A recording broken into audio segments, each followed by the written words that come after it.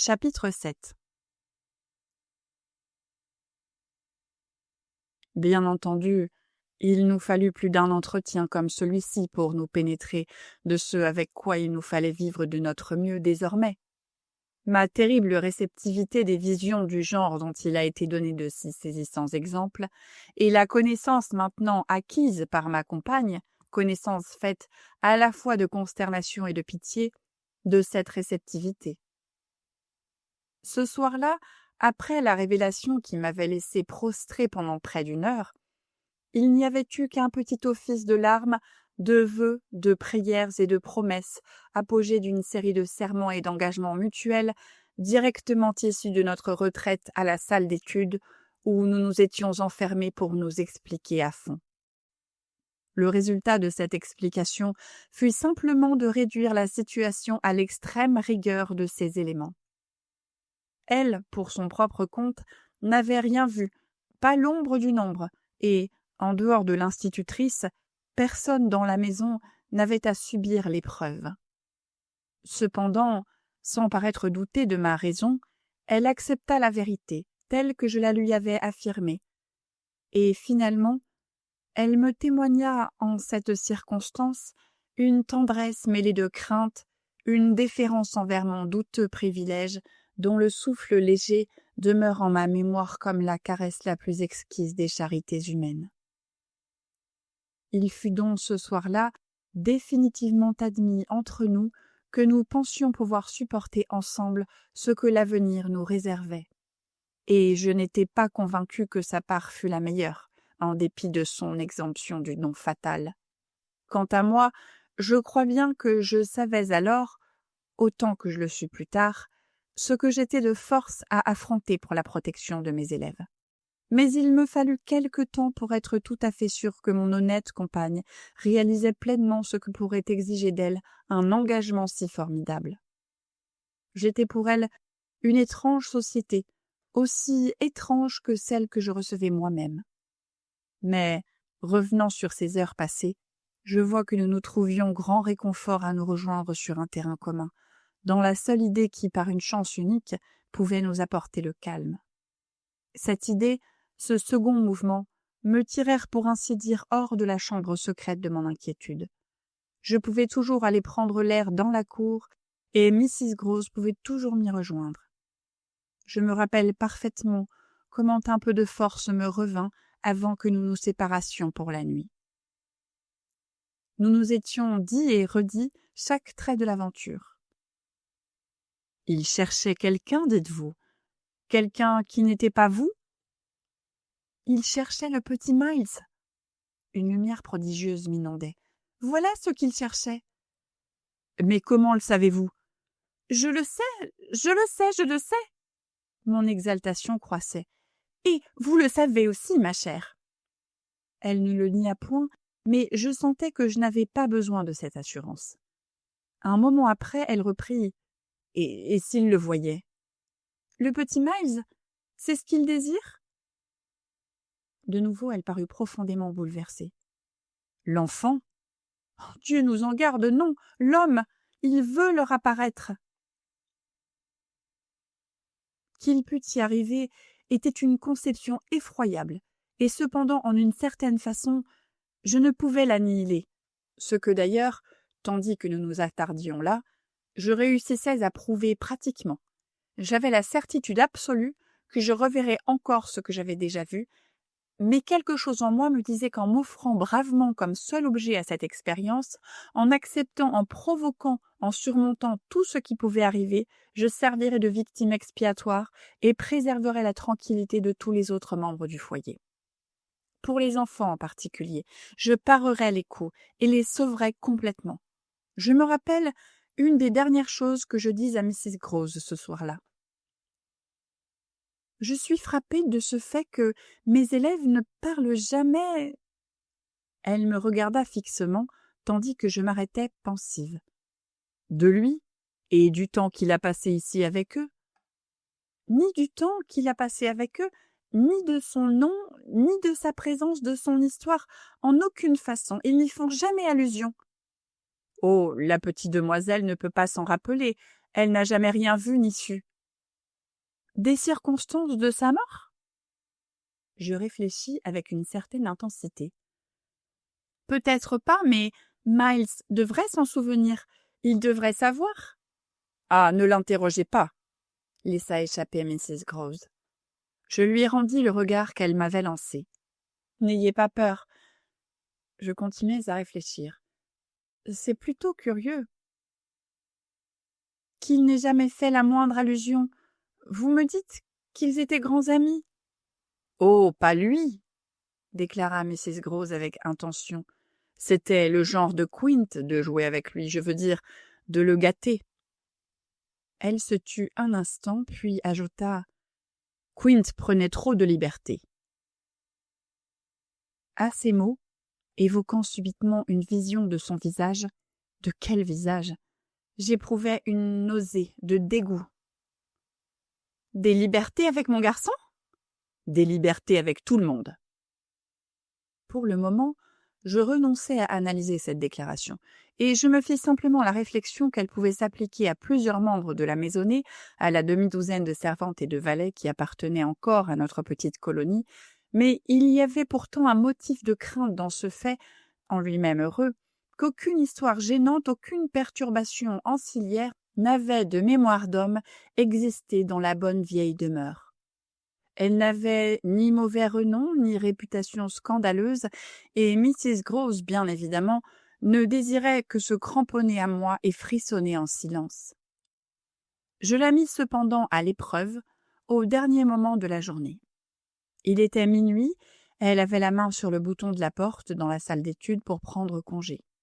« Ainsi, vous m'assurez, c'est d'une très grande importance, que sa conduite était indiscutablement mauvaise et que c'était une chose admise? » « Oh, ce n'était pas une chose admise, moi je savais, mais pas notre maître. »« Et vous ne l'en avez jamais informé? » ?»« Eh bien, il n'aimait pas les rapporteurs, détestait les plaintes, il coupait court à toutes les affaires de ce genre, et si on remplissait son devoir envers lui, il ne voulait pas être ennuyé avec le reste. » Ceci cadrait assez bien avec l'impression qu'il m'avait donnée. Ce n'était pas un monsieur à rechercher les tracas. Il n'était pas toujours très difficile en ce qui concernait quelques personnes de son entourage. Tout de même, j'insistais auprès de mon informatrice. « Je vous réponds que je lui en aurais parlé, moi. » Elle sentit la justesse de cet avis. J'ai eu tort, je ne dis pas, mais la vérité, c'est que j'avais peur. Peur de quoi? Des choses que pouvait faire cet homme. Il était si habile, Quint, si ténébreux. Ces mots me frappèrent, plus que j'imagine. Je ne laissai paraître. Vous n'aviez pas peur d'autre chose? Pas de son action? De son action, répéta-t-elle avec anxiété et l'air d'attendre autre chose, tandis que je balbutiais. De son action sur d'innocentes créatures, sur de précieuses petites existences. Elle vous était confiée. Non, elle ne l'était pas, répliqua-t-elle franchement et douloureusement. Notre maître avait foi en lui, et l'avait installé ici parce qu'on le croyait d'une mauvaise santé et que la campagne lui serait salutaire, et ainsi il disait son mot sur tout. Oui, elle l'avouait, même en ce qui les concernait. Cette créature? J'étouffai un cri d'horreur. Et vous pouviez supporter cela? Non, je ne le pouvais pas, et même maintenant je ne le puis.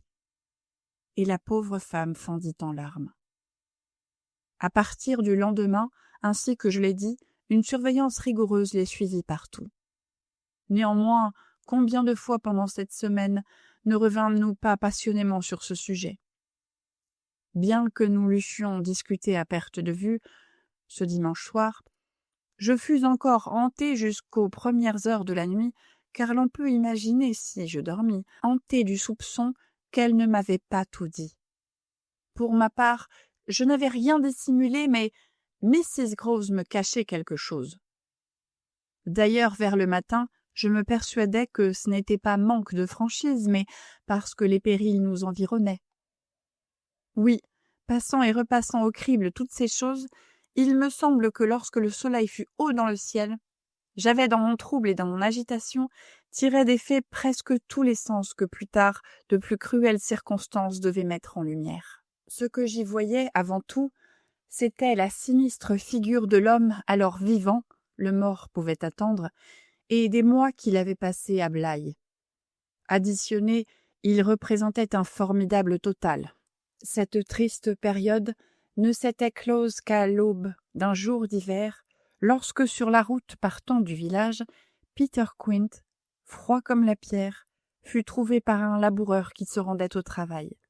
La catastrophe fut expliquée superficiellement du moins par une blessure visible à la tête, blessure qui pouvait être produite, et qui d'après les témoignages l'avait réellement été, par un fatal faux pas qu'une complète erreur sur le chemin à suivre lui avait fait faire la nuit en quittant le cabaret sur la pente raide, couverte de glace au pied de laquelle il avait été trouvé gisant. La pente glacée, l'erreur de route commise après boire, expliquaient bien des choses. Pratiquement, elles expliquèrent tout, en fin de compte, après l'enquête et d'interminables bavardages. Mais, dans sa vie, il y avait eu un tas de choses. D'étranges périls courus en d'étranges circonstances, de secrets désordres, des vices plus que soupçonnés qui auraient expliqué infiniment plus. Je sais à peine comment tirer de mon histoire un récit capable de faire comprendre mon état d'esprit. Durant cette période, je trouvais littéralement de la joie à m'abandonner à l'envolée héroïque que l'occasion exigeait de moi. Je voyais maintenant qu'un service difficile et admirable m'avait été demandé, qu'il y aurait quelque grandeur à montrer, à qui de droit bien entendu, que je réussirais là où maint autre aurait échoué. Ce me fut un immense secours, j'avoue que je m'en applaudis quand je porte mes regards en arrière, d'avoir envisagé si fortement et si simplement ma responsabilité. J'étais là pour protéger et pour défendre les petites créatures les plus abandonnées et les plus touchantes du monde, dont la faiblesse appelait à l'aide d'une façon trop explicite à mes yeux et demeurait une profonde et constante souffrance pour l'affection que je leur avais vouée. Ensemble, nous étions isolés du monde, nous étions unis dans le même danger. Ils n'avaient que moi, et moi, eh bien, je les avais. En un mot, c'était une occasion magnifique. Cette occasion se présentait à moi sous une image essentiellement concrète. J'avais un écran, il me fallait me tenir devant eux. Ils verraient d'autant moins de choses que j'en verrais davantage. Je me mis à les observer, dans une attente étranglée pour ainsi dire, une tension dissimulée qui aurait pu à la longue me conduire à la folie. Ce qui me sauva, je le vois maintenant, ce fut le tour différent que prirent les choses. L'attente ne dura pas. Elle fut remplacée par des preuves épouvantables, des preuves, oui, je dis des preuves, qui m'apparurent telles, à partir du moment où je réalisais pleinement la situation. Ce moment data d'une certaine heure d'après-midi que je passais dans les parterres avec seulement ma plus jeune élève. Nous avions laissé Miles à la maison, sur le coussin rouge d'une profonde embrasure de fenêtre. Il avait désiré finir son livre et j'avais été fort heureuse d'encourager une disposition si louable chez un jeune homme, dont le seul défaut était une certaine mobilité irrépressible. Sa sœur, au contraire, s'était montrée ravie de sortir, et je me promenais avec elle une demi-heure, cherchant l'ombre, car le soleil était encore haut, et la journée exceptionnellement chaude. Je remarquai une fois de plus, tandis que nous allions combien comme son frère, et c'était un don charmant de ses deux enfants, elle savait me laisser à moi-même sans paraître m'abandonner et m'accompagner sans me gêner le moins du monde. Jamais inopportun, il n'était cependant jamais désœuvré. Toute ma surveillance se bornait à les voir s'amuser, énormément, sans mon secours. Il semblait qu'ils préparassent avec passion un spectacle et j'y avais un emploi d'ardent admirateur. Je vivais dans un monde de leur invention, et ils n'avaient jamais besoin de recourir à la mienne. Je n'étais requise que pour représenter quelqu'un ou quelque chose de remarquable dans le jeu du moment, et grâce à ma situation supérieure et respectée, ce n'était jamais qu'une sinécure fort douce et extrêmement distinguée. J'ai oublié ce que j'étais ce jour-là. Je me rappelle seulement que c'était un personnage très important et très paisible, et que Flora jouait intensément. Nous étions au bord du lac et, comme nous avions récemment commencé l'étude de la géographie, le lac était la mer d'Azov. Tout à coup, au milieu de ces éléments divers, surgit en moi la conscience qu'un spectateur intéressé nous observait de l'autre côté de la mer d'Azov. La façon dont cette conception s'enracina en moi fut bien la chose la plus étrange du monde. La plus étrange à l'exception toutefois de celle beaucoup plus étrange encore en laquelle elle se mua bientôt. J'étais assise à un ouvrage quelconque dans les mains, car j'étais je ne sais plus quoi qui pouvait logiquement s'asseoir. J'étais assise sur le vieux banc de pierre d'où l'on contemplait le lac, et ainsi posée je commençais à percevoir avec certitude, cependant sans vision directe, la présence assez lointaine d'une troisième personne. Les vieux arbres, les pétaillis, donnaient une ombre profonde et délicieuse, mais tout baignait dans l'éclat de l'heure, chaude et tranquille. Rien d'ambigu en quoi que ce fût. Dans tous les cas, rien dans la conviction qui se forma en moi, instantanément, sur ce que je verrais au-delà du lac, si je levais les yeux. Ils étaient arrivés à la couture qui m'occupait, et je sens encore le spasme de mon effort pour les y maintenir, jusqu'à ce que je me sentisse suffisamment calmée pour décider de ce que j'allais faire. Il y avait là un objet étranger, une figure dont je contestais le droit à être là, immédiatement et passionnément. Je me rappelle comment je m'énumérais tous les cas possibles, remarquant en moi-même que, par exemple, rien n'était plus naturel que la présence en cet endroit d'un des hommes attachés à la propriété, ou même d'un messager, d'un facteur, du garçon d'un fournisseur du village. Mais cette remarque fit aussi peu d'impression sur ma conviction présente, j'en étais certaine, sans avoir encore levé les yeux, que sur le caractère et l'attitude de notre visiteur. Rien n'était plus naturel que ces choses fussent justement ce qu'elles n'étaient absolument pas. Pour que je m'assure de l'identité positive de l'apparition, il aurait fallu que l'heure de l'action eût sonné à la pauvre horloge de mon courage. En attendant, avec un effort qui me coûta déjà beaucoup, je transférai mon regard sur la petite Flora qui, à ce moment, jouait à 10 mètres de moi. Un instant mon cœur cessa de battre de terreur et d'anxiété, tandis que je me demandais si elle voyait aussi quelque chose. Et je retenais mon souffle, attendant ce qu'un cri, ce qu'un signe naïf et subit, soit de surprise, soit d'alarme, allait me révéler. J'attendis, mais rien ne vint. Puis, et il y a là, je le sens, quelque chose de plus sinistre que dans tout le reste, je fus envahie tout d'abord par le sentiment que depuis 1 minute, elle était tombée dans un silence absolu. J'observai ensuite que depuis 1 minute également, elle avait dans son jeu tourné le dos à l'étang. Quand je me décidai enfin à lever les yeux sur elle, avec la conviction assurée que nous étions toujours toutes deux soumises à une observation directe et personnelle, voici quelle était exactement sa posture. Elle avait ramassé un petit bout de bois plat, percé d'un petit trou, qui lui avait évidemment suggéré l'idée d'y enfoncer un autre fragment simulant un mât et pouvant ainsi lui servir de bateau. Ce second morceau, tandis que je l'observais, elle essayait avec un soin et une attention incroyables de le faire tenir en place. Quand j'eus vraiment compris ce qu'elle faisait, je me sentis soulevée au point que quelques secondes plus tard, je savais que je pouvais maintenant aller plus avant. Alors, une fois de plus, mes yeux changèrent de direction. J'affrontais ce qu'il me fallait affronter.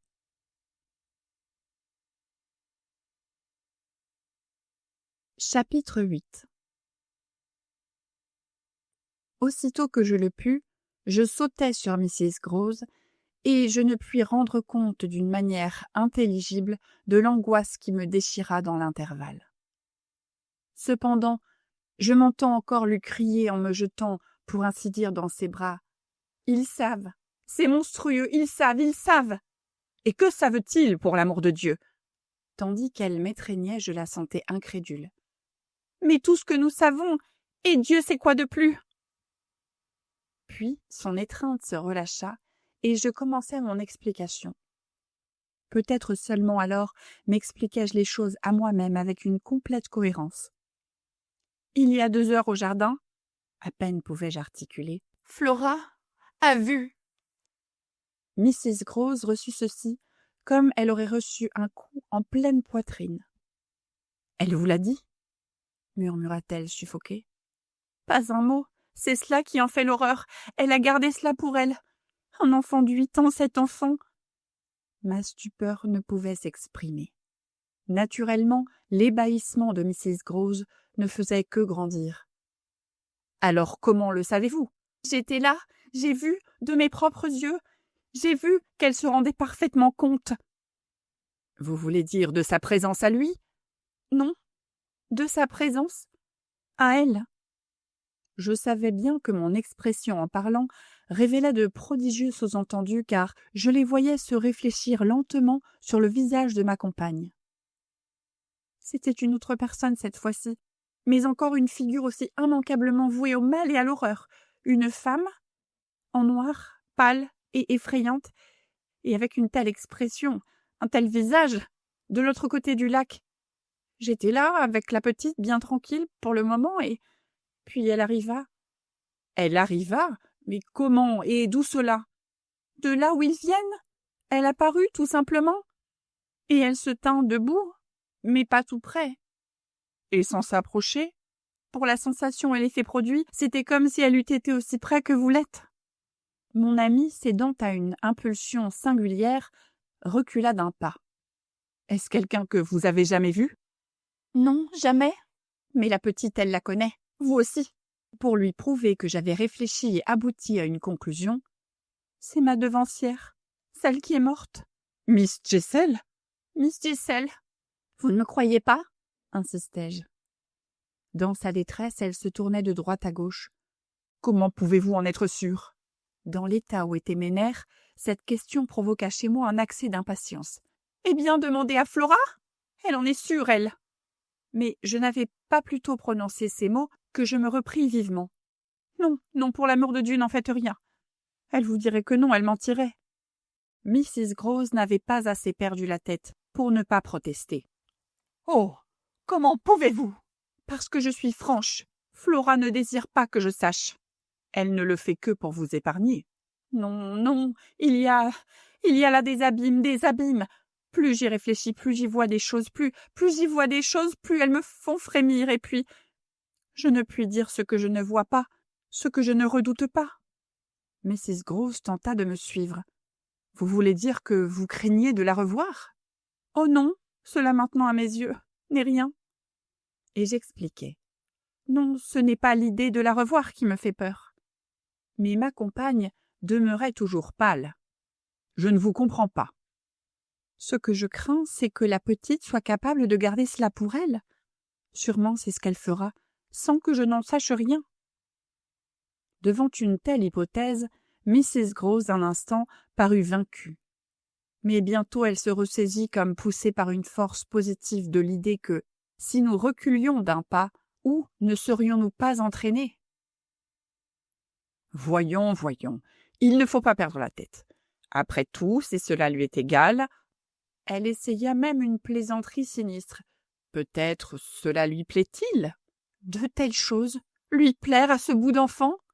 N'est-ce pas justement une preuve de son innocence bénie? Demanda bravement mon amie. Un instant, elle me gagna à son avis.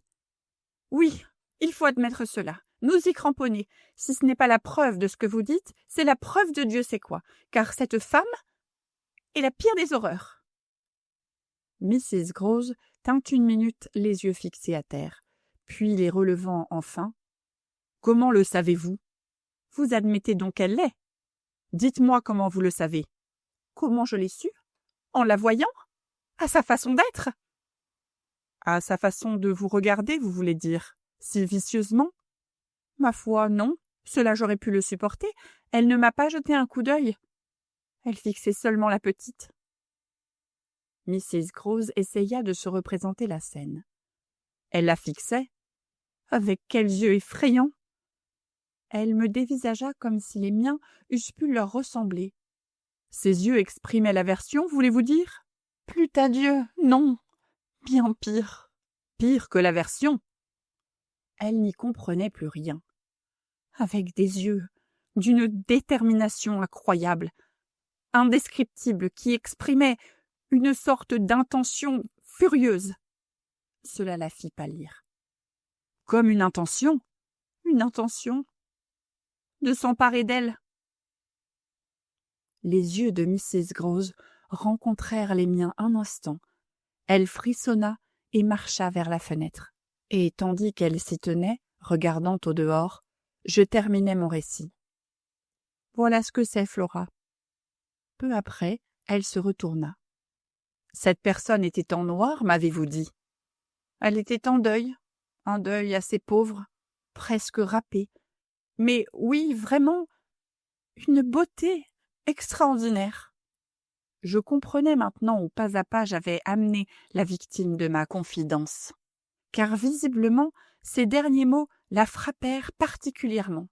Oui, vraiment belle, insistai-je, étonnamment belle, mais infâme. Elle s'approcha de moi, lentement. Mrs. Giselle était infâme. De nouveau, elle prit ma main entre les siennes, la tenant serrée, comme pour me fortifier contre l'accroissement de frayeur qu'une telle révélation pouvait me causer. « Ils étaient infâmes, tous les deux, » dit-elle finalement. Une fois de plus, nous regardâmes la vérité en face un peu de temps. Et ce me fut vraiment un secours de voir maintenant les choses sous leur véritable jour. « J'apprécie à sa valeur, » lui dis-je, « l'extrême pudeur qui jusqu'ici vous a empêché de parler. Mais l'heure est certainement venue de me révéler tout. » Elle sembla acquiescer à mes paroles, mais néanmoins toujours en silence. Ce que voyant, je continuai. « Il faut me le dire maintenant.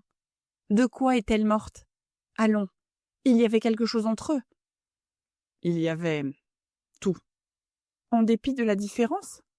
De leur classe, de leurs conditions, oui. Elle en faisait douloureusement l'aveu. Elle était, elle, une dame. Je rêvai là-dessus, et je compris. Oui, elle était une dame. Et lui, tellement au-dessous d'elle. Je sentis qu'il était inutile en pareille compagnie d'insister sur la place qu'occupe un domestique dans l'échelle sociale. Mais rien ne m'empêchait d'accepter le taux auquel ma compagne évaluait la déchéance de Miss Jessel. Il y avait la manière, et je lus d'autant plus aisément que j'avais nettement devant les yeux la vision trop réelle du valet particulier qui avait été au service de notre patron. Intelligent, oui, et beau garçon, mais impudent aussi, plein d'assurance, gâté, dépravé. Cet individu était une brute. Mrs. Grose réfléchit, comme si c'était un peu une affaire de nuances. Je n'avais jamais vu personne comme lui. Il faisait ce qu'il voulait. D'elle? De tous. C'était maintenant comme si Miss Jessel apparut aux yeux même de mon amie. À moi aussi, pour un instant, elle parut aussi distincte que lorsque je l'avais vue auprès de l'étang, et je déclarai avec une grande décision « C'est sans doute qu'elle le désirait aussi. » Le visage de Mrs. Grose signifia qu'elle l'avait désiré sans doute, mais elle ajouta « Pauvre femme, elle l'a bien payé. »« Alors vous savez de quoi elle est morte? » ?»« Non, je ne sais rien. Mais je suis bien content de n'avoir rien su, et je remercie le ciel qu'elle ne soit plus là. » Cependant, vous aviez alors votre idée. Quant à la vraie cause de son départ, pour cela oui, elle ne pouvait pas rester, pensez donc, une institutrice ici même. Plus tard, je m'imaginais. Je m'imagine encore, et ce que je m'imagine est affreux. Pas si affreux que ce que je m'imagine moi, répliquai-je. Et sans doute je lui laissai voir, car ma conviction n'était que trop profonde, une physionomie empreinte du sentiment de la plus amère défaite. Alors encore cette fois elle me témoigna la plus touchante compassion, et à cette nouvelle démonstration de bonté, toute ma force de résistance m'abandonna. Je fondis en larmes, tout de même que je ne l'avais fait fondre, elle, l'autre fois. Elle me serra sur son sein maternel, et mes plaintes débordèrent. « Je n'y arrive pas, » sanglotai-je désespérément. « Je ne les sauve pas, je ne les protège pas, c'est pis que tout ce que j'avais pu rêver. Ils sont perdus. »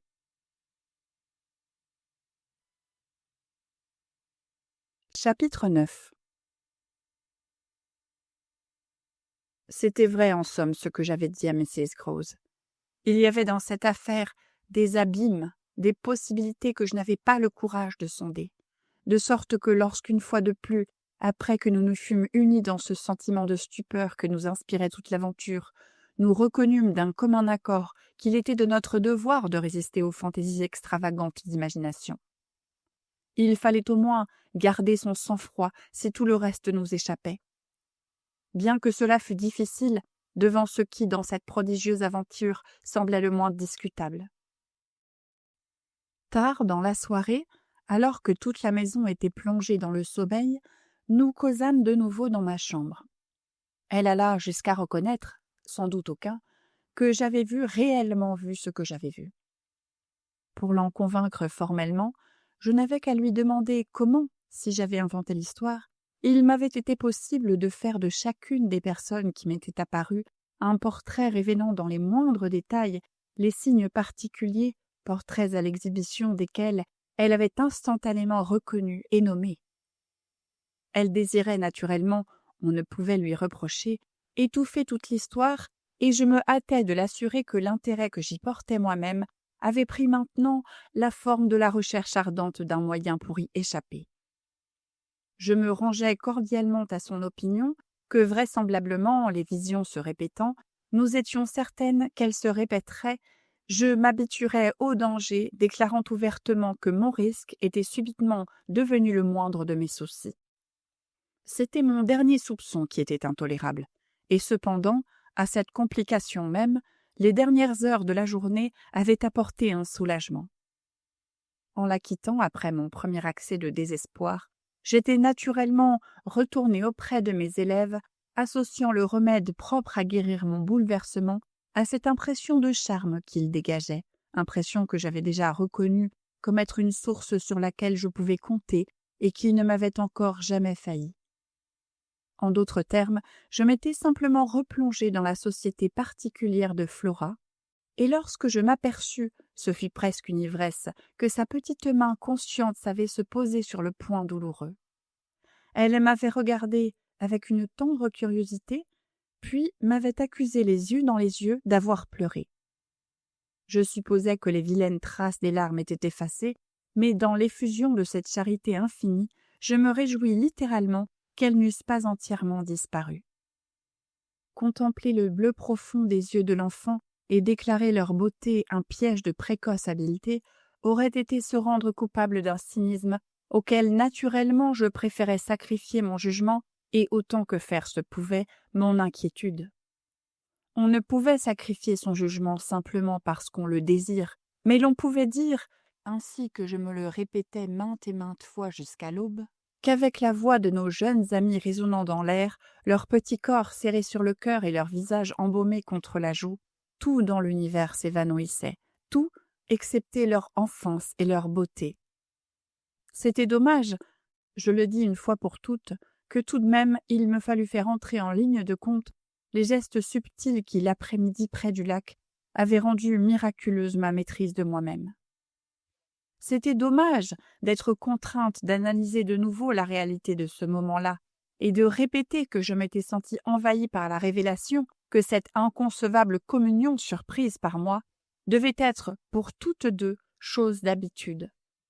C'était dommage que j'eusse à balbutier de nouveau les raisons que ne m'avaient pas laissé hésiter un instant à croire que la petite fille voyait notre visiteuse aussi bien que je voyais actuellement Mrs. Grose elle-même, et qu'elle désirait pour autant qu'elle avait cette vision me faire croire qu'elle ne l'avait pas, et en même temps, sans rien démasquer d'elle-même, arriver à deviner si moi j'avais vu quelque chose. C'était dommage qu'il me fallût récapituler les inquiétantes petites manœuvres avec lesquelles elle avait cherché à divertir mon attention.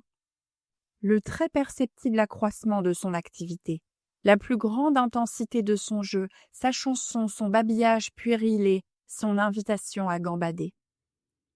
C'était dommage et, cependant, si je ne m'étais pas laissé à cet examen dans le but de me prouver qu'il n'y avait rien, j'aurais laissé échapper les 2 ou 3 vagues motifs de réconfort qui me restaient. Par exemple, je n'aurais pas pu réitérer à mon ami l'assurance que j'étais au moins certaine de ne pas m'être trahie.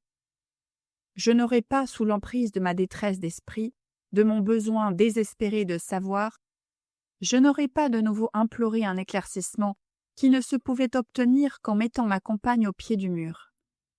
Petit à petit, pressée par moi, elle m'en avait déjà dit beaucoup, mais il restait un mauvais petit coin noir dont l'ombre venait encore par moments me frôler comme une aile de chauve-souris.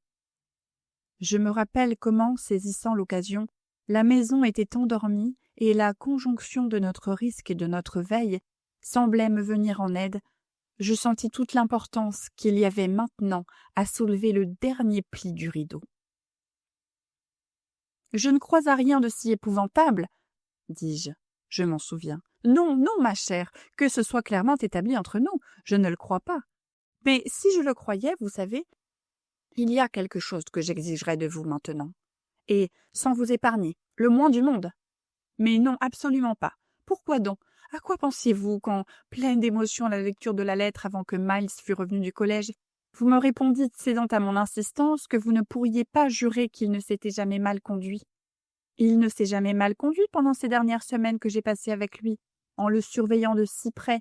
Il n'a été qu'un imperturbable petit prodige de ravissante et d'adorable sagesse. Donc, vous auriez très bien pu me donner votre parole, si vous n'aviez pas, comme il apparaît, su qu'il y avait une exception. Qu'était-ce que cette exception? Et à quelles circonstances de votre expérience personnelle faisiez-vous allusion? C'était une question assez directe, mais nous n'étions pas en veine de légèreté. Ce qu'avait pensé ma compagne cadrait étrangement avec le reste de l'aventure. C'était, ni plus ni moins, le fait que pendant une période de plusieurs mois, Quint et le petit avaient été perpétuellement ensemble. Un incident avait eu lieu, qui était le témoignage le plus approprié qu'on pût concevoir. Elle s'était risquée à critiquer la convenance, à signaler l'incongruité d'une intimité pareille. Et à ce sujet, elle avait été aussi loin qu'une déclaration explicite à Mrs. Jessel. Mrs. Jessel l'avait pris de très haut en la priant de se mêler de ses affaires, et la brave femme là-dessus avait entrepris directement le petit Miles. Ce qu'elle lui avait dit, je finis par le lui arracher, fut qu'elle aimait bien voir les jeunes messieurs ne pas oublier leur rang. Après cela, je tins encore davantage à lui arracher la suite. Vous lui avez rappelé que Quint n'était qu'un vulgaire mercenaire? Si vous voulez, et sa réponse en premier lieu ne fut pas belle. Et en second lieu? J'attendis. Il répéta à Quint vos paroles? Non, pas ça. C'est justement ce qu'il n'aurait fait pour rien au monde. En tout cas, reprit-elle, je suis certaine qu'il ne les répéta pas. Mais il n'y a certaines circonstances. Quelles circonstances? Celles où il se comportait comme si Quint était son précepteur, un précepteur de haute volée, et comme si Miss Jessel n'était chargée que de la petite demoiselle. Je veux dire, quand il s'en allait avec cet individu et passait des heures entières avec lui. Il a éludé votre question? Il a dit qu'il ne l'avait pas fait. Son acquiescement fut assez clair pour me permettre d'ajouter un moment après. Je vois, il a menti.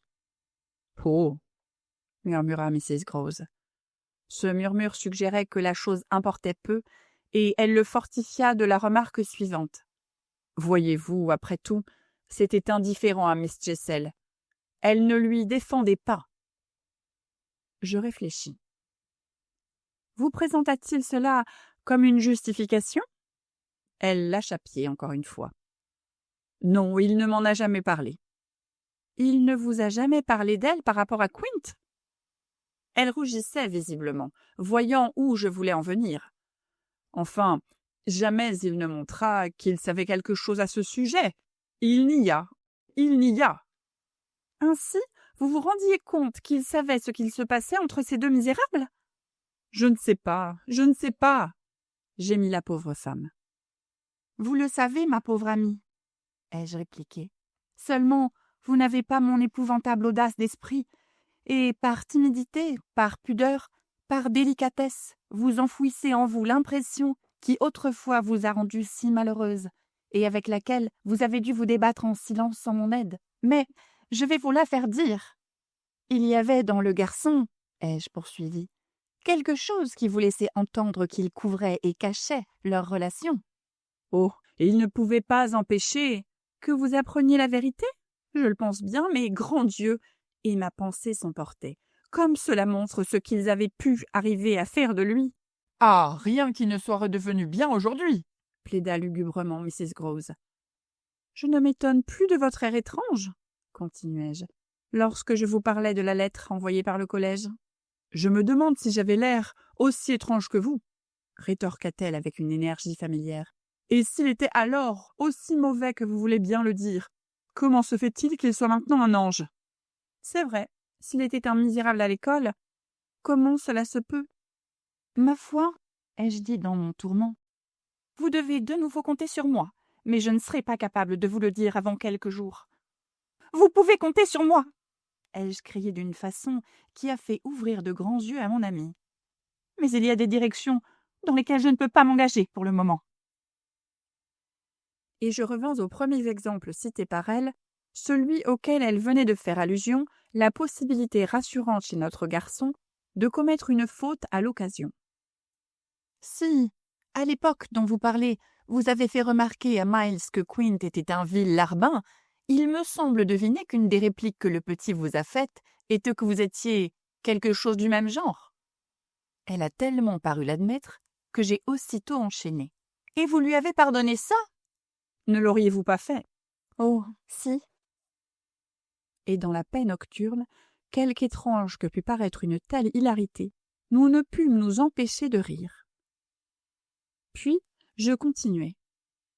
En tout cas, pendant qu'il était avec l'homme, Miss Flora était avec la femme, et ça leur convenait à tous. Et à moi aussi cela n'allait que trop bien. J'entends que cela me semblait aller trop bien avec le soupçon mortel que je travaillais justement à étouffer. Mais je réussis à brider l'expression de ma pensée, si bien que pour l'instant, je ne donnais point d'autre éclaircissement que ma dernière phrase à Mrs. Groves. Je vous avoue que ce que vous me dites, de son mensonge et de son insolence, me semble des symptômes moins encourageants que je n'espérais de la révélation en lui de la nature humaine. Tout de même, fis-je rêveuse, je n'en tiendrai compte car, plus que jamais, je sens qu'il faut veiller. L'instant d'après, je me surpris à rougir en voyant l'expression du visage de mon amie, combien elle avait plus complètement pardonné que son anecdote ne portait ma propre tendresse à le faire. Elle marqua plus particulièrement ce sentiment quand, à la porte de la salle d'études, elle me quitta. Sûrement, vous ne l'accusez pas d'entretenir un commerce qu'il me dissimule? Ah! Rappelez-vous que jusqu'à nouvel ordre, je n'accuse personne. Et avant de refermer sur la porte, elle se préparait à rejoindre son propre domicile. Je n'ai qu'à attendre, prononçai-je en manière de conclusion.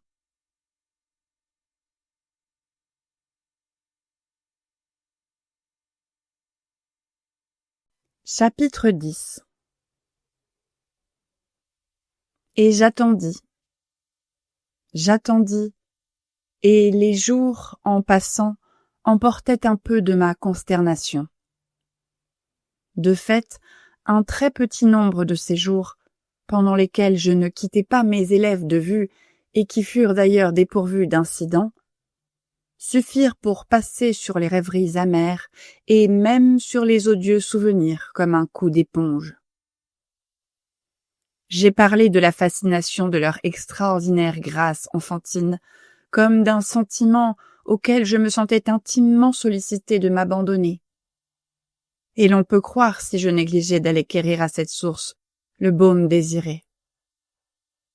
Mon effort pour lutter contre la lumière qui se faisait dans mon cerveau était plus étrange que je ne puis dire. Cependant, la tension eût été plus grande encore si le succès ne l'eût pas si fréquemment récompensé. Je me demandais souvent comment mes petits élèves ne devinaient pas que je pensais d'eux de singulières choses. Le fait que ces singulières choses les rendaient plus intéressants encore ne m'aidait pas à les conserver dans l'ignorance.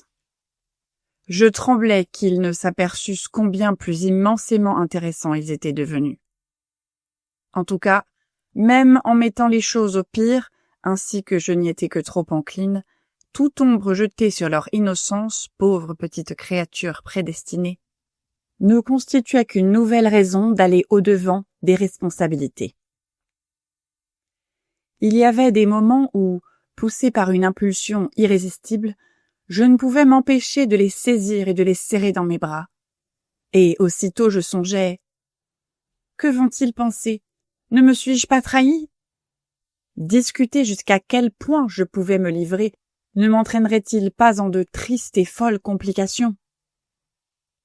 La vraie raison, je le sentais, des heures de paix que je goûtais encore, était que le charme personnel de mes petits camarades exerçait son ensorcellement, même s'il était effleuré du soupçon d'hypocrisie. Car si je m'avisais que je pouvais parfois éveiller leurs soupçons par mes brusques élans de passion à leur égard, je me souviens également que je me demandais s'il n'y avait pas une bizarrerie dans le net accroissement de leurs propres démonstrations. En cette période, ils me manifestaient leur affection d'une façon extravagante et irréelle. Ce qui, à la réflexion, pouvait me paraître n'être rien d'autre qu'une réponse naturelle à mes caresses et à mes cajoleries perpétuelles. Et la prodigalité de leurs hommages réussissait à me calmer vraiment les nerfs, comme s'il ne m'était jamais venu à l'esprit, puis-je dire, d'y voir une intention particulière. Je crois que jamais ils n'avaient été aussi désireux de plaire à leur pauvre protectrice. Ils apprenaient de mieux en mieux leurs leçons, ce qui, bien sûr, était ce qui pouvait le plus me satisfaire, mais surtout, ils m'amusaient, ils me distrayaient, ils me surprenaient comme jamais. Ils me faisaient la lecture, ils me racontaient des histoires, ils me mimaient des charades, ils se déguisaient pour me représenter des animaux ou des personnages historiques. Ils me stupéfiaient en apprenant secrètement par cœur des discours qu'ils me récitaient interminablement. Je n'aurais jamais pu épuiser, et ne le pourrais même pas en y mettant maintenant, les prodigieux commentaires intimes et les rectifications encore plus intimes que m'inspiraient ces heures si pleines. Ils faisaient leurs devoirs comme s'ils les adoraient et accomplissaient sans contrainte, par simple débordement de leurs dons, de vrais petits miracles de mémoire. Ils faisaient figure à mes yeux non seulement de tigres ou de romains, mais aussi de shakespeariens, d'astronomes ou de géographes. Seuls ces exploits, sans doute, ont pu provoquer en moi une attitude qu'aujourd'hui j'ai de la peine à expliquer autrement. Je veux dire, ma réserve anormale quant au problème d'une nouvelle école pour Miles. Ce dont je me souviens, c'est que j'étais satisfaite pour le moment de ne pas aborder la question, et que ma satisfaction devait être suscitée par des preuves continuelles de son intelligence saisissante. Il était trop intelligent pour être gâché par une mauvaise gouvernante, une fille de pasteur. Et le fil le plus étrange, sinon le plus brillant, de la broderie méditative dont je viens de parler, c'était l'impression que j'aurais pu avoir nettement si j'avais osé la sonder, qu'il était sous une influence qui stimulait considérablement sa petite vie intellectuelle. Cependant, s'il m'était facile d'admettre qu'un garçon comme lui pouvait remettre l'école à plus tard, il m'était au moins aussi facile d'être déconcerté par le fait qu'un garçon, comme lui, ait été éjecté par un directeur. Mais je dois ajouter qu'en leur compagnie, et j'avais soin de ne les perdre presque jamais de vue, Je ne pouvais suivre bien loin aucune piste. Nous vivions dans un nuage de musique, d'amour, de succès et de petites représentations théâtrales. Le sens musical de chacun des enfants était des plus vifs, mais l'aîné, en particulier, était merveilleusement doué pour retenir les morceaux et pour les jouer. Les sons du piano de la salle de musique faisaient voler en éclats toutes les conceptions macabres.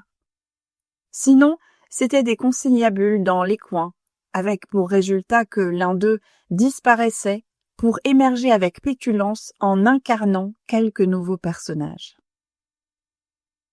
J'avais eu moi-même des frères, et ce n'était pas pour moi une révélation que les petites filles puissent être des idolâtres serviles des petits garçons.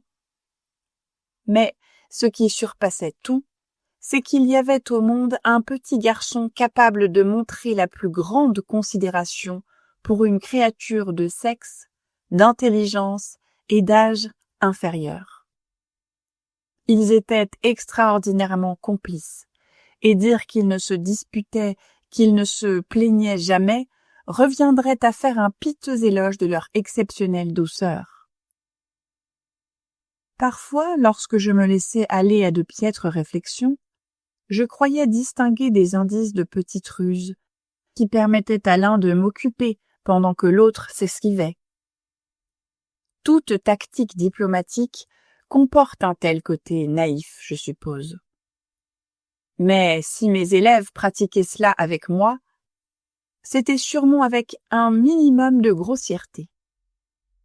C'était dans l'autre domaine que la grossièreté devait éclater, après une accalmie. Je sens que je recule vraiment, mais je dois faire mon plongeon. En poursuivant le récit de ce qui m'était hideux à Bly, non seulement je défie la crédulité la plus généreuse, ce dont je ne me soucie guère, mais, et cela est une toute autre affaire, je renouvelle mes propres tourments. Je m'impose de nouveau mon parcours jusqu'au bout. Il y a eu soudain une heure après laquelle l'histoire me semble rétrospectivement n'avoir été que pure souffrance. Mais je suis du moins parvenue au cœur des choses, et le chemin le plus direct pour en sortir est sans doute d'avancer. Un beau soir, sans que rien n'ait annoncé ou l'y ait préparé, j'ai senti le froid contact de la sensation qui ne m'avait qu'effleuré la nuit de mon arrivée, et dont je n'aurais probablement guère gardé le souvenir si par la suite mon séjour avait été moins agité. J'étais allé me coucher. Je lisais au lit, à la lueur de 2 chandelles. Il y avait à Bly une pièce pleine de vieux livres, dont certains romans du siècle passé qui, sous l'effet d'une nette réprobation n'interdisant cependant pas la présence d'un exemplaire égaré, avaient abouti dans cette maison isolée et avaient attiré la curiosité inavouée de ma jeunesse. Je me souviens que l'ouvrage que j'avais en main était l'Amélia de Fielding, et aussi que j'étais parfaitement éveillée. Je me rappelle avoir éprouvé à la fois le vague sentiment qu'il était horriblement tard et une nette réticence à consulter ma montre. Je suppose enfin que le rideau blanc qui drapait à la mode de cette époque la tête du petit lit de Flora enveloppait, comme je m'en étais assurée avant de me coucher, le parfait repos de l'enfant. Bref, je me souviens que, quoique profondément absorbée dans ma lecture, j'ai senti mon intérêt soudain dispersé en tournant une page, et que j'ai alors levé les yeux pour les diriger brusquement vers la porte. Durant un moment, j'ai tendu l'oreille, en ayant de nouveau la curieuse sensation que j'avais eue le premier soir, que quelque chose bougeait imperceptiblement dans la maison, et j'ai remarqué qu'un léger souffle remuait le store à moitié tiré devant la croisée ouverte. Puis, avec tous les signes d'une détermination qui aurait dû paraître admirable s'il y avait eu quelqu'un pour l'admirer, j'ai posé mon livre et bondi de mon lit et pris une chandelle, suis sorti précipitamment de la chambre et, une fois dans le couloir, où je ne projetais qu'une très faible lumière, j'ai refermé et verrouillé la porte derrière moi sans faire de bruit. Je ne peux dire maintenant ni ce qui m'a poussé, ni ce qui m'a guidé, mais je me suis dirigé droit vers le palier, en tenant haut ma chandelle, jusqu'à me trouver en vue de la haute fenêtre qui dominait la première volée de marche. Là, j'ai promptement pris conscience de 3 choses. Elles étaient pratiquement simultanées. Toutefois, elles se sont présentées en éclairs successifs. J'ai fait un brusque mouvement qui a éteint ma chandelle, mais j'ai compris que sa lumière m'était rendue inutile par les premières lueurs de l'aube qui pénétraient par la vitre nue. Alors, je me suis aperçue, dans ce jour naissant, qu'il y avait quelqu'un dans l'escalier. J'ai parlé d'éclairs successifs, mais il m'a fallu moins d'1 seconde pour me raidir devant une 3e rencontre avec Quint. L'apparition avait atteint le palier du milieu et se trouvait donc toute proche de la fenêtre où, en m'apercevant, elle s'était arrêtée net et m'a fixé, exactement comme elle m'avait fixé à partir de la tour et du jardin. Quint me reconnaissait, autant que je le reconnaissais. Et là, dans cette froide pénombre, avec un faible scintillement dans la haute vitre et un autre sur le chêne ciré des marches, nous nous sommes regardés dans les yeux avec une intensité partagée. C'était en l'occurrence une présence absolument vivante, dangereuse, détestable. Mais ce n'était pas le plus étonnant, car je réserve cette qualification. Chapitre 11. Je suis resté un instant en haut de l'escalier, mais j'ai enfin compris que lorsque l'intrus était parti, il était bien parti. Puis, je suis retourné dans ma chambre. La première chose que j'ai vue à la lueur de la chandelle, que j'avais laissée brûler, a été que le petit lit de Flora était vide. Alors, j'ai retenu ma respiration avec toute la terreur que j'avais réussi à contenir 5 minutes auparavant. Je me suis précipitée à l'endroit où je l'avais couché et sur lequel, pour dissimuler le désordre des draps et du couvre-lit de soie, les rideaux blancs avaient été tirés. Puis, à mon indicible soulagement, mon agitation a provoqué la réponse d'un bruit. Elle avait un air profondément grave, et je n'ai jamais eu autant le sentiment de perdre mon autorité, dont je venais de prendre conscience avec un prodigieux frisson, qu'en l'entendant m'adresser un reproche. « Vilaine, où étiez-vous passée ?» Et au lieu de la gronder pour son indiscipline, je me suis trouvée de m'expliquer comme une inculpée. Elle-même, en l'occurrence, s'est expliquée avec la plus vive et la plus adorable des simplicités. Se réveillant brusquement, elle s'était aperçue que je n'étais plus dans la chambre, et elle s'était levée pour voir ce que j'étais devenue. Dans la joie de la voir réapparaître, je m'étais laissé tomber sur ma chaise, en me sentant alors, mais alors seulement, légèrement défaillir. Elle avait trottiné vers moi, avait sauté sur mes genoux, en me présentant à la lueur de la chandelle son merveilleux petit visage encore rouge de sommeil. Je me souviens d'avoir fermé un instant les yeux, consciemment, docilement, comme sous l'effet de l'excès de beauté de la lumière bleue de son regard. « Tu cherchais à me voir par la fenêtre ?» ai-je demandé. Tu as pensé que je me promenais peut-être dans le jardin? Eh bien, vous savez, j'ai pensé qu'il y avait quelqu'un dans le jardin. » Elle n'a pas blêmi en me déclarant cela avec un sourire. Avec quelle intensité je l'ai regardée. « Et tu as vu quelqu'un? »« Oh non !» m'a-t-elle répondu presque avec rancœur, mais en traînant doucement sur sa négation et en profitant pleinement du privilège enfantin de l'incohérence.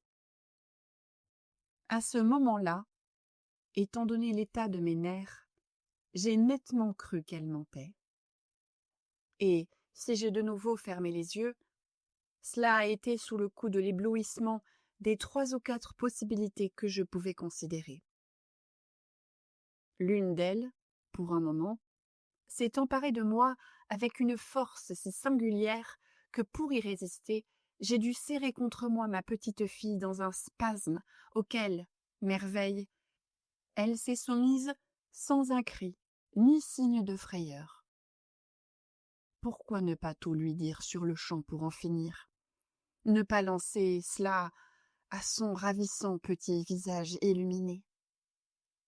Vois-tu, tu sais que tu as vu quelque chose et tu soupçonnes déjà que je le crois. Par conséquent, pourquoi ne pas me l'avouer franchement, afin que nous puissions du moins affronter la chose ensemble et prendre peut-être, dans l'étrangeté de ton sort, où nous en sommes et ce que cela signifie. Cette idée, hélas, m'a quitté aussi vite qu'elle m'était venue. Si j'y avais succombé, peut-être me serais-je épargné bien des épreuves comme on le verra. Au lieu d'y succomber, je me suis brusquement levée, j'ai jeté un regard vers son lit, et désemparée, je me suis contentée d'un compromis. « Pourquoi as-tu tiré le rideau pour me faire croire que tu étais encore couchée ?» Flora a réfléchi d'un air lumineux, puis avec son petit sourire divin. « Parce que je ne voulais pas que vous ayez peur. »« Mais puisque tu pensais que j'étais sortie. » Elle a absolument refusé d'être désarçonnée. Elle a tourné les yeux vers la flamme de la chandelle, comme si ma question était aussi déplacée, ou en tout cas aussi abstraite, que la table de 9 ou les règles du subjonctif.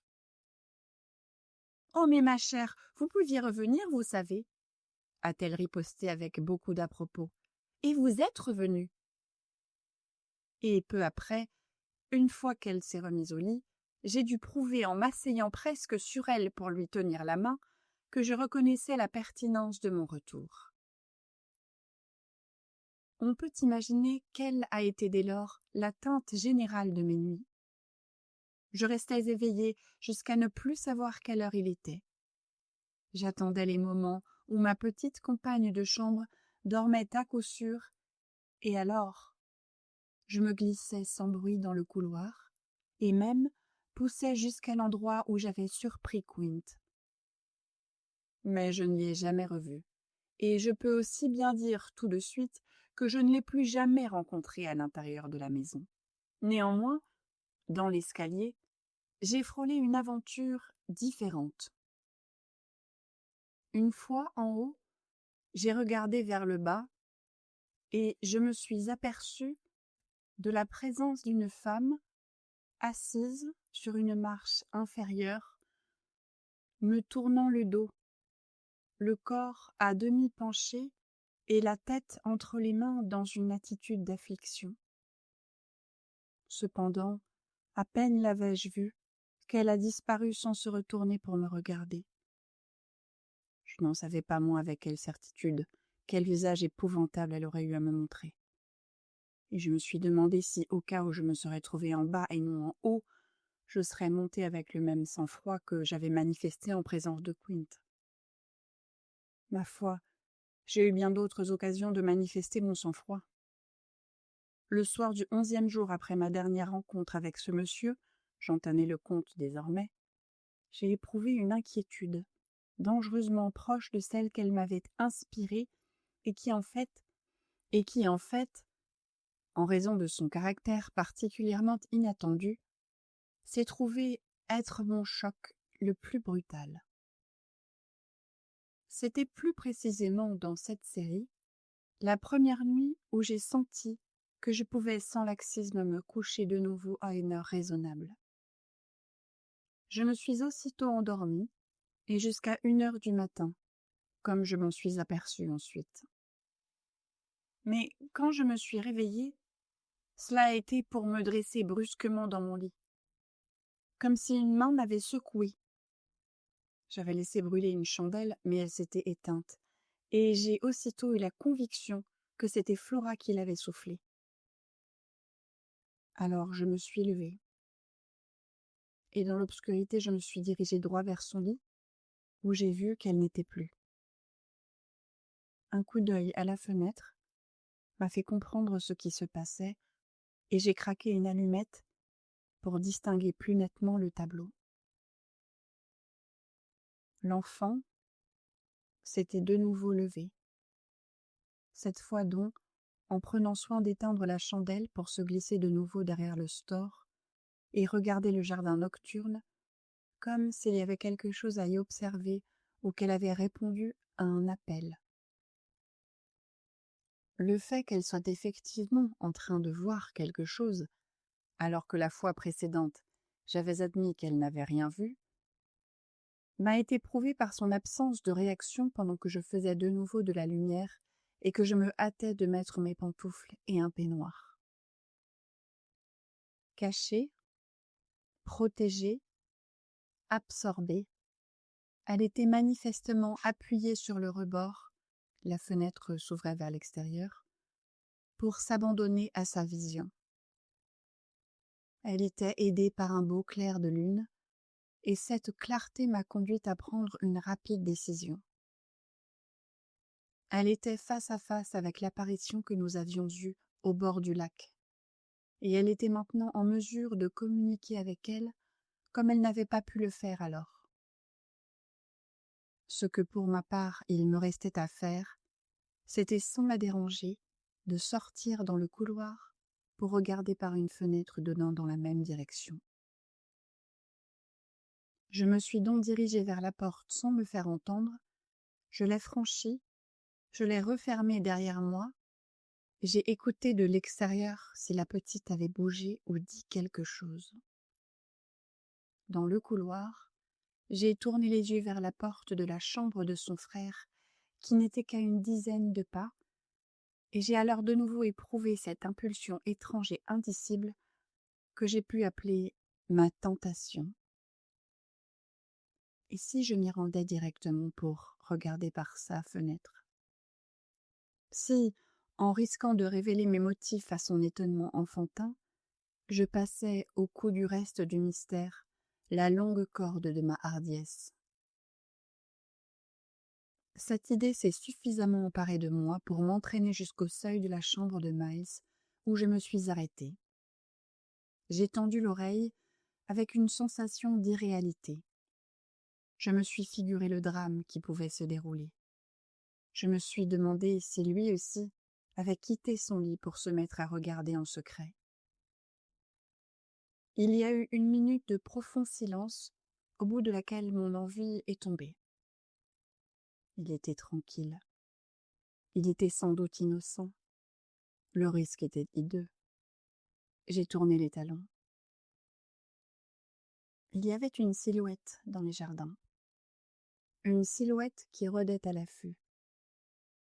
La silhouette de la visiteuse qu'observait Flora, mais ce n'était pas le personnage qui s'intéressait le plus à mon garçon. J'ai de nouveau hésité, mais pour d'autres raisons, et seulement durant quelques secondes. Et puis j'ai fait mon choix. Il y avait des pièces vides à Blythe. Et la seule question était de choisir la bonne. La bonne m'a soudain paru être une salle du rez-de-chaussée, dominant toutefois du haut les jardins, située dans ce coin massif de la maison que j'ai appelé la vieille tour. C'était une grande pièce carrée, arrangée en une sorte de chambre à coucher, mais rendue tellement mal commode par ses dimensions extravagantes qu'on ne l'utilisait pas depuis des années, même si Mrs. Grose la maintenait dans un ordre impeccable. Je l'avais souvent admiré et je savais comment m'y rendre. Après avoir frissonné en sentant le souffle froid de son abandon, je n'ai eu qu'à la traverser pour ouvrir les volets aussi discrètement que possible. J'ai donc accompli sans bruit toute cette opération, et en appliquant mon visage contre la vitre, j'ai pu voir, comme il faisait beaucoup moins sombre à l'extérieur qu'à l'intérieur, que je donnais dans la bonne direction. Alors, j'ai vu quelque chose de plus. La lune rendait la nuit extraordinairement limpide et me révélait sur la pelouse une personne, rapetissée par la distance, qui était immobile et comme fascinée, en levant les yeux vers l'endroit où je me tenais, c'est-à-dire en les levant non tant vers moi que vers quelque chose qui se trouvait apparemment au-dessus de moi. Il y avait manifestement quelqu'un d'autre au-dessus de moi. Il y avait quelqu'un sur cette tour. Mais la personne présente sur la pelouse n'était nullement celle que j'avais imaginée et que j'avais été certaine de pouvoir observer. La personne présente sur la pelouse était, j'ai éprouvé un haut le cœur en le comprenant, le pauvre petit Miles lui-même.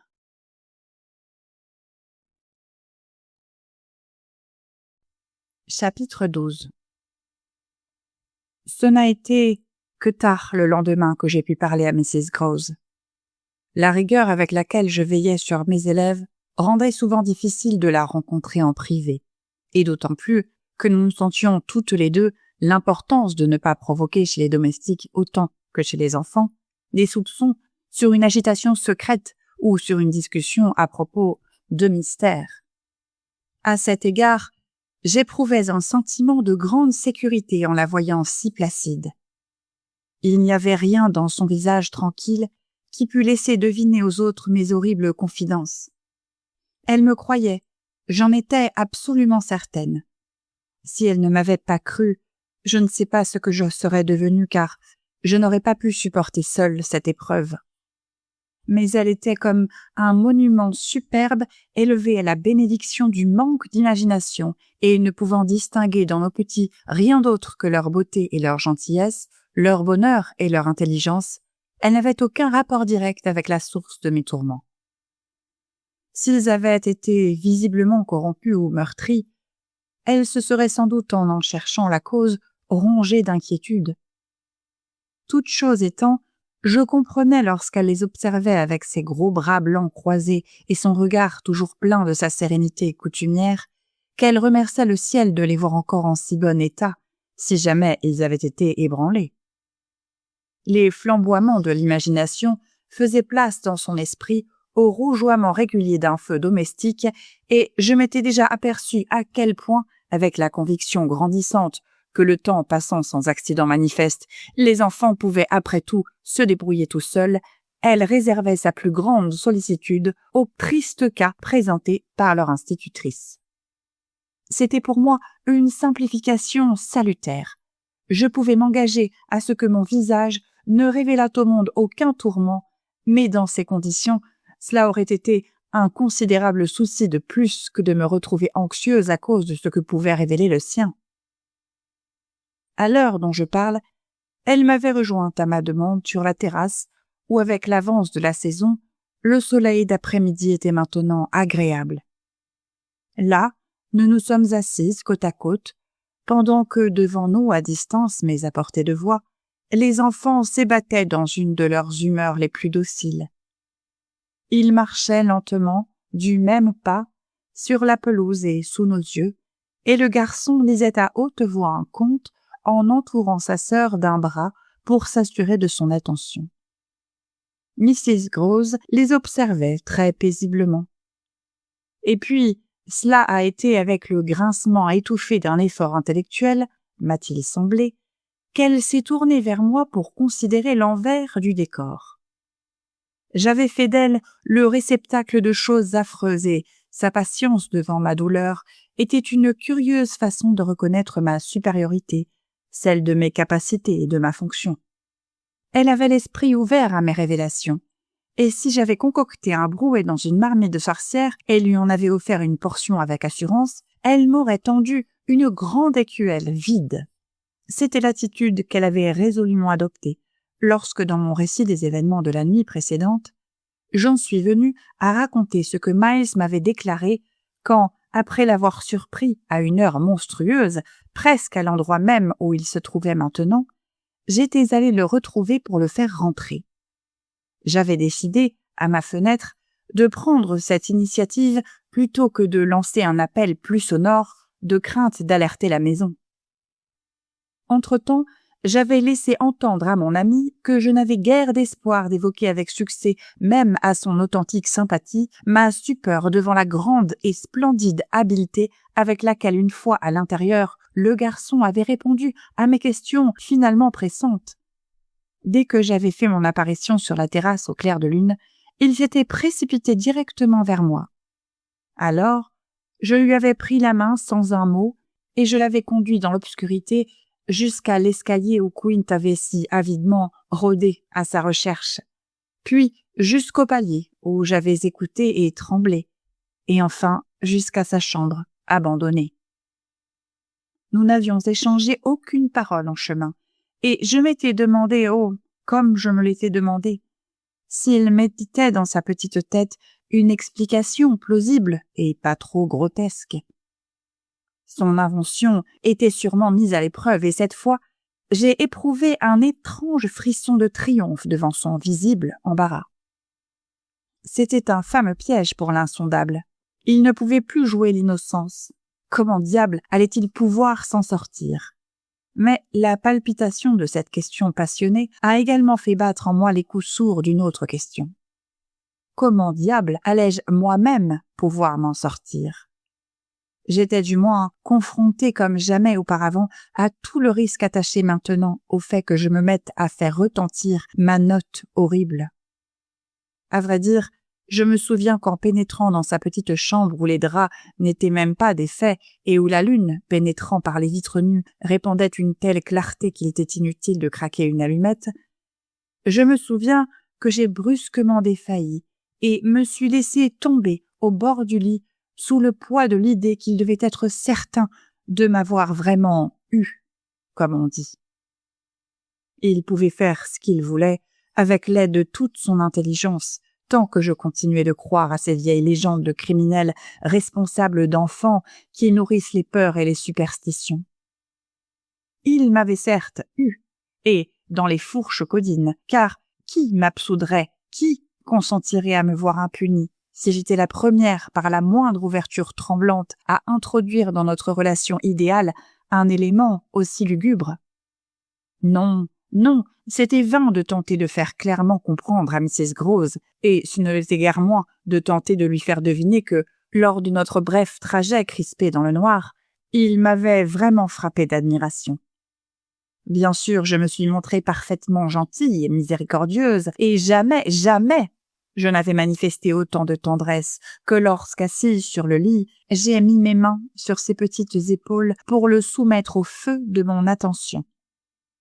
Je n'avais pas d'autre solution que de lui poser des questions directes, du moins en apparence. « Tu dois tout me dire maintenant, toute la vérité. Pourquoi es-tu sorti? Que faisais-tu dehors ?» Je peux encore voir son merveilleux sourire, le blanc de ses beaux grands yeux ouverts et de ses petites dents découvertes qui brillaient dans la pénombre. « Si je vous dis pourquoi, est-ce que vous comprendrez ?» J'ai senti mon cœur bondir dans ma poitrine. Me dirait-il vraiment pourquoi? Il m'a été impossible de répondre avec des mots, et j'ai eu conscience de ne pouvoir produire rien d'autre qu'un hochement de tête vague, grimaçant et répété. Il était la douleur même, et devant ma réaction muette, il a eu, plus que jamais, l'allure d'un petit prince de conte de fées. En fait, c'est son rayonnement qui m'a accordé un sursis avant ma capitulation. Aurait-il autant rayonné s'il avait été vraiment prêt à tout me dire? « Eh bien, a-t-il enfin repris, c'était seulement pour que vous puissiez le faire? » « Faire quoi? » ?»« Penser que je suis mauvais, pour changer. » Je n'oublierai jamais la suavité et la gaieté du ton de sa réponse, ni comment, pour couronner le tout, il s'est penché vers moi pour m'embrasser. C'était pratiquement la fin de tout. Je lui ai rendu son baiser et j'ai dû faire en le serrant dans mes bras un prodigieux effort pour ne pas pleurer. Il m'avait donné exactement l'explication qui me permettait le moins de répliquer. Et cela a été avec pour seul résultat de confirmer que je l'acceptais, que j'ai bientôt déclaré en regardant autour de moi. « Tu ne t'es donc même pas déshabillé ?»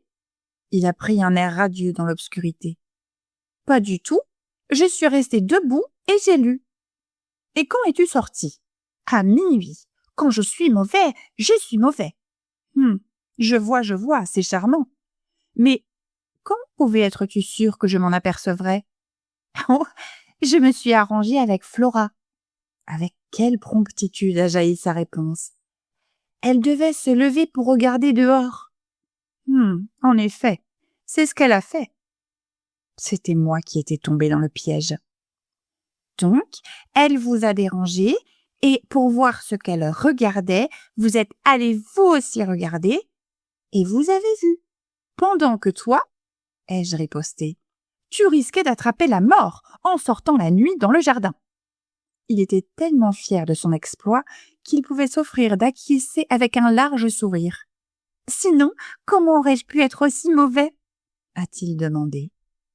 Puis, après de nouvelles embrassades, l'incident et notre entretien se sont clos quand j'ai reconnu tout l'amusement qu'il avait pu tirer de sa bonne plaisanterie. Chapitre 13. Cette impression particulière que j'avais reçue s'est révélée à la lumière du jour, je le répète, peu apte à être présentée avec succès à Mrs. Grose, même si je l'ai appuyée de la mention d'une autre remarque qu'il m'avait faite avant que je ne le quitte. Tout ça tient en une demi-douzaine de mots, ai-je dit. Des mots qui règlent vraiment l'affaire. Pensez donc à ce que je pourrais faire. Il m'a lancé ça pour me montrer à quel point il était un bon garçon. Il sait parfaitement ce qu'il pourrait faire. C'est ce dont il leur a donné un avant-goût à l'école. « Seigneur, comme vous avez changé !» s'est écrié mon ami. « Je n'ai pas changé. J'ai simplement compris. Tous les 4 ne cessent de se rencontrer. Vous pouvez en être sûr. Si vous aviez été avec un des enfants au cours d'une de ces dernières nuits, vous aussi vous auriez clairement compris. Plus je les observe attentivement, plus je sens que, s'il n'y avait rien d'autre pour l'attester, il y aurait déjà la preuve de leur silence systématique. Jamais, ne serait-ce que par lapsus, ils n'ont fait la moindre allusion à leur vieux ami, pas plus que Miles n'a fait d'allusion à son renvoi. Oh oui, nous pouvons rester là à les regarder, et ils peuvent nous faire leurs petites démonstrations autant qu'ils veulent, mais lorsqu'ils font semblant d'être absorbés dans leur conte de fées, ils sont en réalité plongés dans leur vision des revenants. Il n'est pas en train de faire la lecture à sa sœur, ai-je déclaré. Ils sont en train de parler d'eux. Ils se disent des horreurs. Je sais que je raisonne comme si j'étais folle, et c'est vraiment étonnant que je ne le sois pas encore devenue. Ce que j'ai vu vous aurait rendue folle, mais ça ne m'a rendue que plus lucide, m'a fait saisir bien d'autres choses.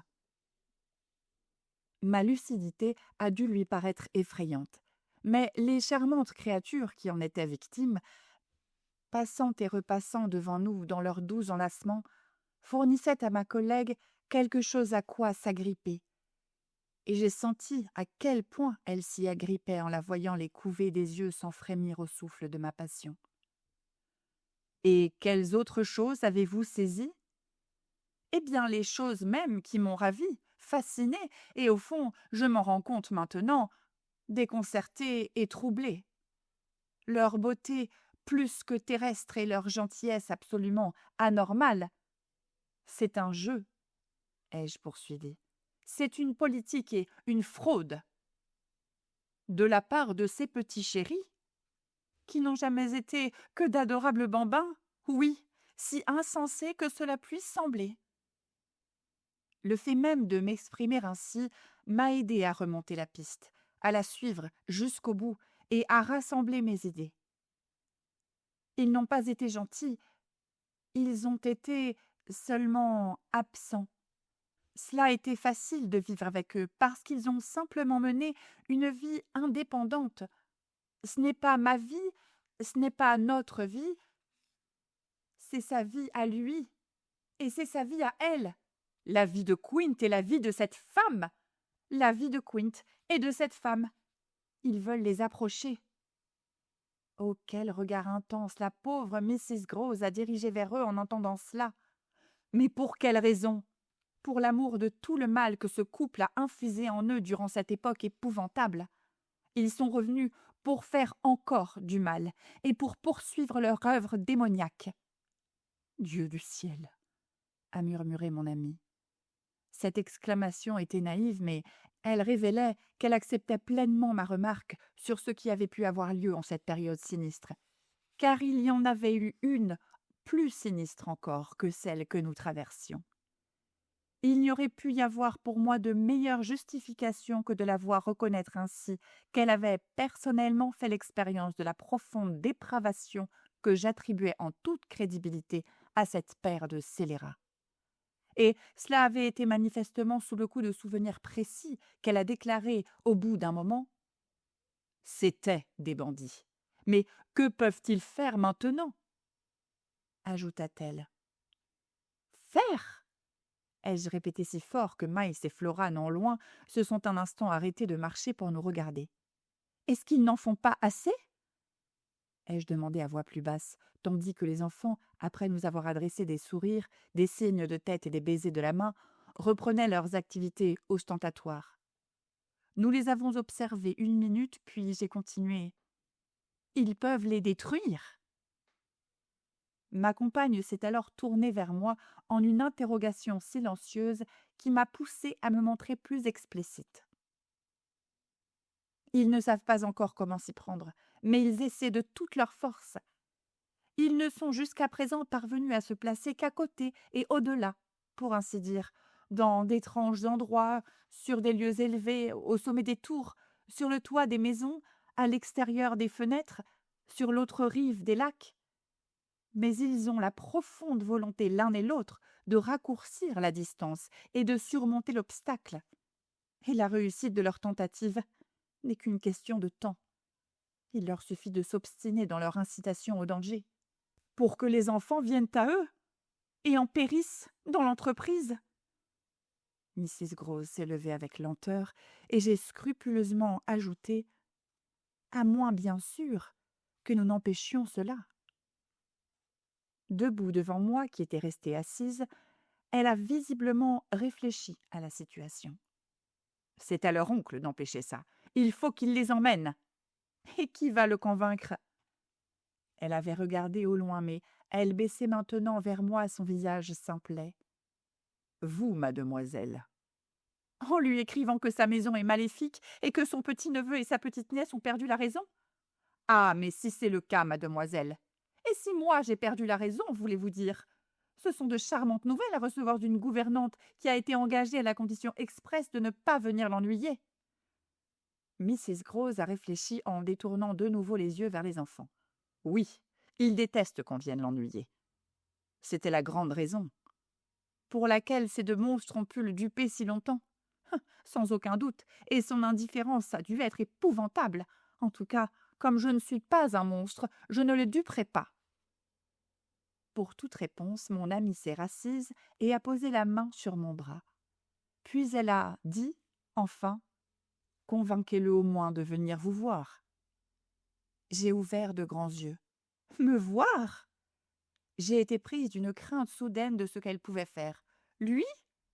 Il devrait être ici. Il devrait aider. » Je me suis levée vivement et je crois que j'ai dû lui montrer un visage plus bizarre que jamais. « Vous me voyez lui demandant de venir ?» Non, elle ne me voyait évidemment pas le faire, m'ont fait comprendre ses yeux. Mais, en femme qui savait lire dans le visage d'une autre, elle pouvait voir ce que moi-même je voyais. Les railleries du maître, son amusement, son mépris pour l'effondrement de ma résignation à rester seule et pour la subtile machinerie que j'aurais ainsi mise en marche afin d'attirer son attention sur mes maigres attraits. Elle ne savait pas, personne ne savait, à quel point j'avais été fière de le servir et de m'en tenir au terme de notre entente. Néanmoins, elle a pris la pleine mesure, je pense, de l'avertissement que je lui avais enfin donné. « Si jamais vous aviez la sottise de lui demander de venir pour moi… » Elle a eu l'air vraiment effrayée. « Oui, mademoiselle. »« Eh bien, je vous abandonnerai sur-le-champ, lui et vous. » Chapitre 14. C'était fort bien d'aller rejoindre les enfants, mais leur parler franchement s'est trouvé être un effort au-delà de mes capacités, à présenter en leur présence des difficultés aussi insurmontables qu'auparavant. Cette situation a duré 1 mois, avec de nouvelles aggravations et certaines particularités, et par-dessus tout la particularité de plus en plus précise d'une petite conscience ironique de la part de mes élèves. Ce n'était pas le simple effet, j'en suis certaine aujourd'hui, comme j'en étais certaine alors, de mon infernale imagination. Il était absolument évident qu'ils savaient tout de mon épreuve et que cette étrange arrière-pensée constituait pour ainsi dire l'atmosphère dans laquelle nous avons longtemps évolué. Je ne veux pas dire qu'ils tenaient des propos vulgaires, qu'ils faisaient des remarques à double sens, car ce n'était pas ce qu'il y avait de dangereux avec eux. Je veux dire que l'inexprimé, l'innommé devenait entre nous l'élément le plus important et qu'une telle réserve ne pouvait être accomplie avec autant de succès sans un profond accord tacite entre eux. C'était comme si nous ne cessions de nous approcher de domaines devant lesquels nous devions nous arrêter net, en nous écartant soudain d'allées qui nous paraissaient sans issue, en refermant avec un claquement qui nous faisait sursauter, car, comme tous les claquements, il était plus bruyant que ce à quoi nous nous étions attendus, les grilles que nous avions indiscrètement ouvertes. Tous les chemins mènent à Rome, et parfois nous pouvions avoir l'impression que chaque sujet d'étude ou de conversation frôlait la zone interdite. La zone interdite, c'était la question du retour des morts en général et, en particulier, de ce qui, dans la mémoire des enfants, pouvait subsister des amis qu'ils avaient perdus. Certains jours, j'aurais pu jurer que l'un d'eux avait dit à l'autre avec un petit coup de coude imperceptible « Elle pense que cette fois elle va y arriver, mais elle n'y arrivera pas. » Y arriver aurait été par exemple, et comme par hasard, faire une allusion directe à la demoiselle qui les avait préparés avant ma venue. Ils manifestaient une curiosité infinie et charmante pour les épisodes de ma propre vie, et je les leur ai racontés à plusieurs reprises. Ils étaient au courant de tout ce qui avait pu m'arriver et avaient écouté le récit détaillé de mes moindres aventures, de celles de mes frères et sœurs, de celles du chien et du chat de la maison, ainsi que l'évocation de la nature excentrique de mon père, de la disposition du mobilier de notre intérieur, de la conversation des vieilles femmes de notre village. Il y avait en somme largement de quoi bavarder, à condition d'aller vite et de savoir instinctivement quand bifurquer. Il tirait avec un art très personnel les ficelles de mon invention et de ma mémoire, et à bien y songer maintenant, rien peut-être ne m'a donné autant le soupçon d'être épié en secret. C'était en tout cas seulement lorsque nous parlions de ma vie, de mon passé, de mes amis, que nous pouvions prendre nos aises, état de choses qui les conduisait parfois à réclamer vivement, sans la moindre pertinence, les mêmes anecdotes. J'étais invitée à brûle-pourpoint à répéter encore une fois le mot célèbre de la mère Gosling ou à confirmer les détails déjà fournis sur l'intelligence du poney du presbytère. C'est en partie dans ces circonstances, et en partie en tout autre moment, que mon épreuve, comme je l'ai appelée, est devenue, étant donné la tournure qu'avaient désormais prise mes affaires, très sensible. Le fait que les jours passaient sans que je fasse de nouvelles rencontres aurait apparemment dû contribuer à me calmer les nerfs. Depuis mon vague aperçu lors de la 2e nuit sur le palier du haut de la présence d'une femme au pied de l'escalier, je n'avais rien vu, ni à l'intérieur, ni à l'extérieur de la maison, de ce qu'il valait mieux ne pas avoir vu. Il y avait plus d'un coin où je m'attendais à surprendre Quint, et plus d'une situation, dans son seul caractère sinistre, semblait favorable à l'apparition de Miss Jessel. L'été avait progressé. L'été s'en était allé, l'automne s'était abattu sur Bly et avait affaibli la lumière. L'endroit, avec son ciel gris et ses guirlandes flétries, ses espaces nus et ses feuilles mortes dispersées, ressemblait à un théâtre après le spectacle, jonché de programmes froissés. Il y avait dans l'air des bruits et des silences, d'indicibles rumeurs évocatrices qui me rappelaient avec assez d'exactitude pour que je la saisisse de nouveau l'impression que m'avait donnée l'atmosphère de cette soirée de juin où pour la première fois j'avais aperçu Quint au sommet de la tour, ou de cet autre moment où, après l'avoir vu à la fenêtre, j'étais sortie en vain à sa recherche en scrutant les buissons.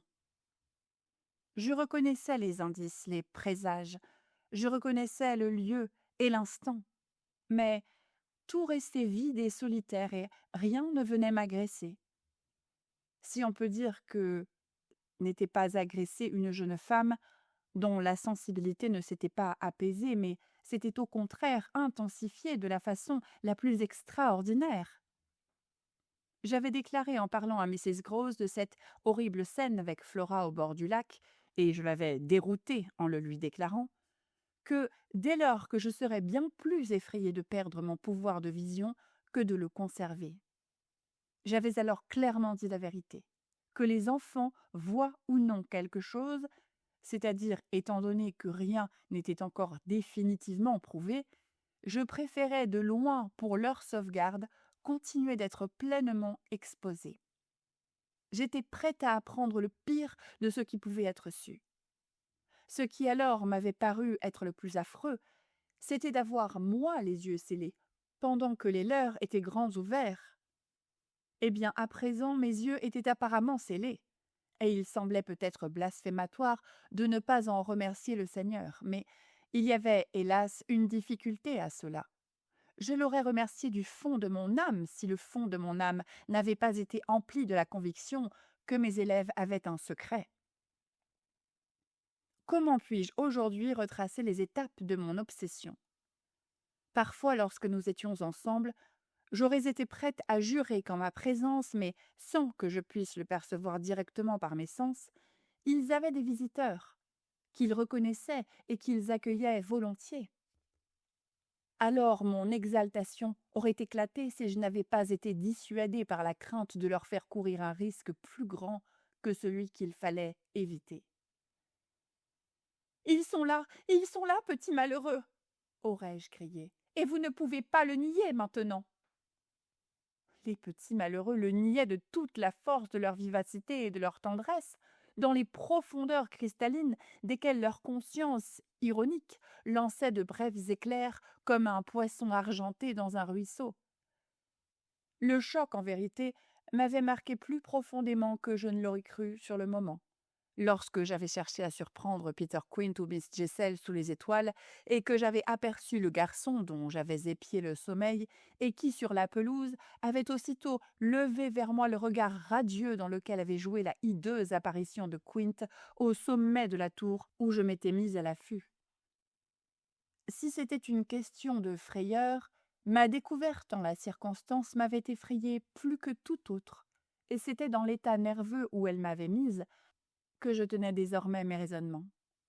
Il me préoccupait tellement que j'étais parfois obligée de m'enfermer pour réfléchir à voix haute. C'était à la fois un énorme soulagement et une cause supplémentaire de désespoir à la manière dont je pourrais en venir au fait. Je considérais le problème en tous sens en arpentant ma chambre. Chapitre 15.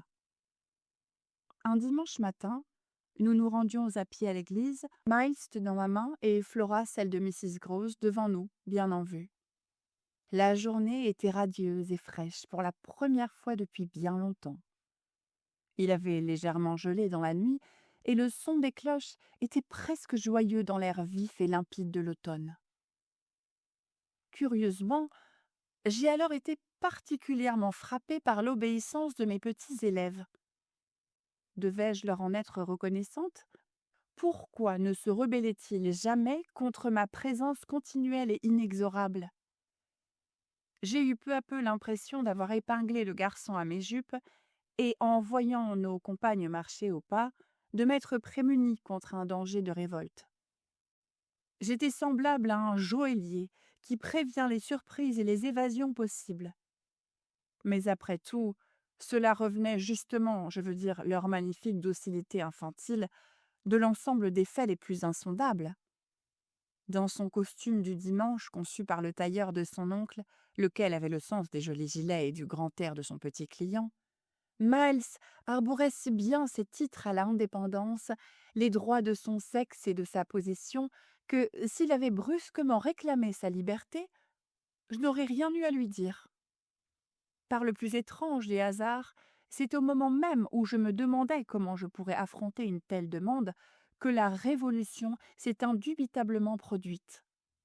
Je dis la révolution car je vois bien maintenant que les paroles qu'il a prononcées ont levé le rideau sur le dernier acte de mon drame épouvantable et ont précipité la catastrophe. Dites donc, ma chère, a-t-il déclaré d'un ton charmant, savez-vous quand diable je vais retourner à l'école, s'il vous plaît? Transcrite ici, cette question peut paraître assez inoffensive, surtout si j'ajoute qu'elle était posée avec ces notes suaves, flûtées, détachées, qu'il répandait sur tous ses interlocuteurs, mais en particulier sur son éternelle gouvernante, comme autant de pétales de rose. D'une façon ou d'une autre, quand il parlait ainsi, on se laissait toujours attraper, et en tout cas, j'ai été si bien attrapée que je me suis arrêtée net comme si un arbre du parc venait de s'écrouler en travers de notre chemin. Il y avait soudain quelque chose de nouveau entre nous, et il se rendait parfaitement compte que, pour me le faire comprendre, il n'avait pas besoin d'avoir l'air moins adorable que d'habitude.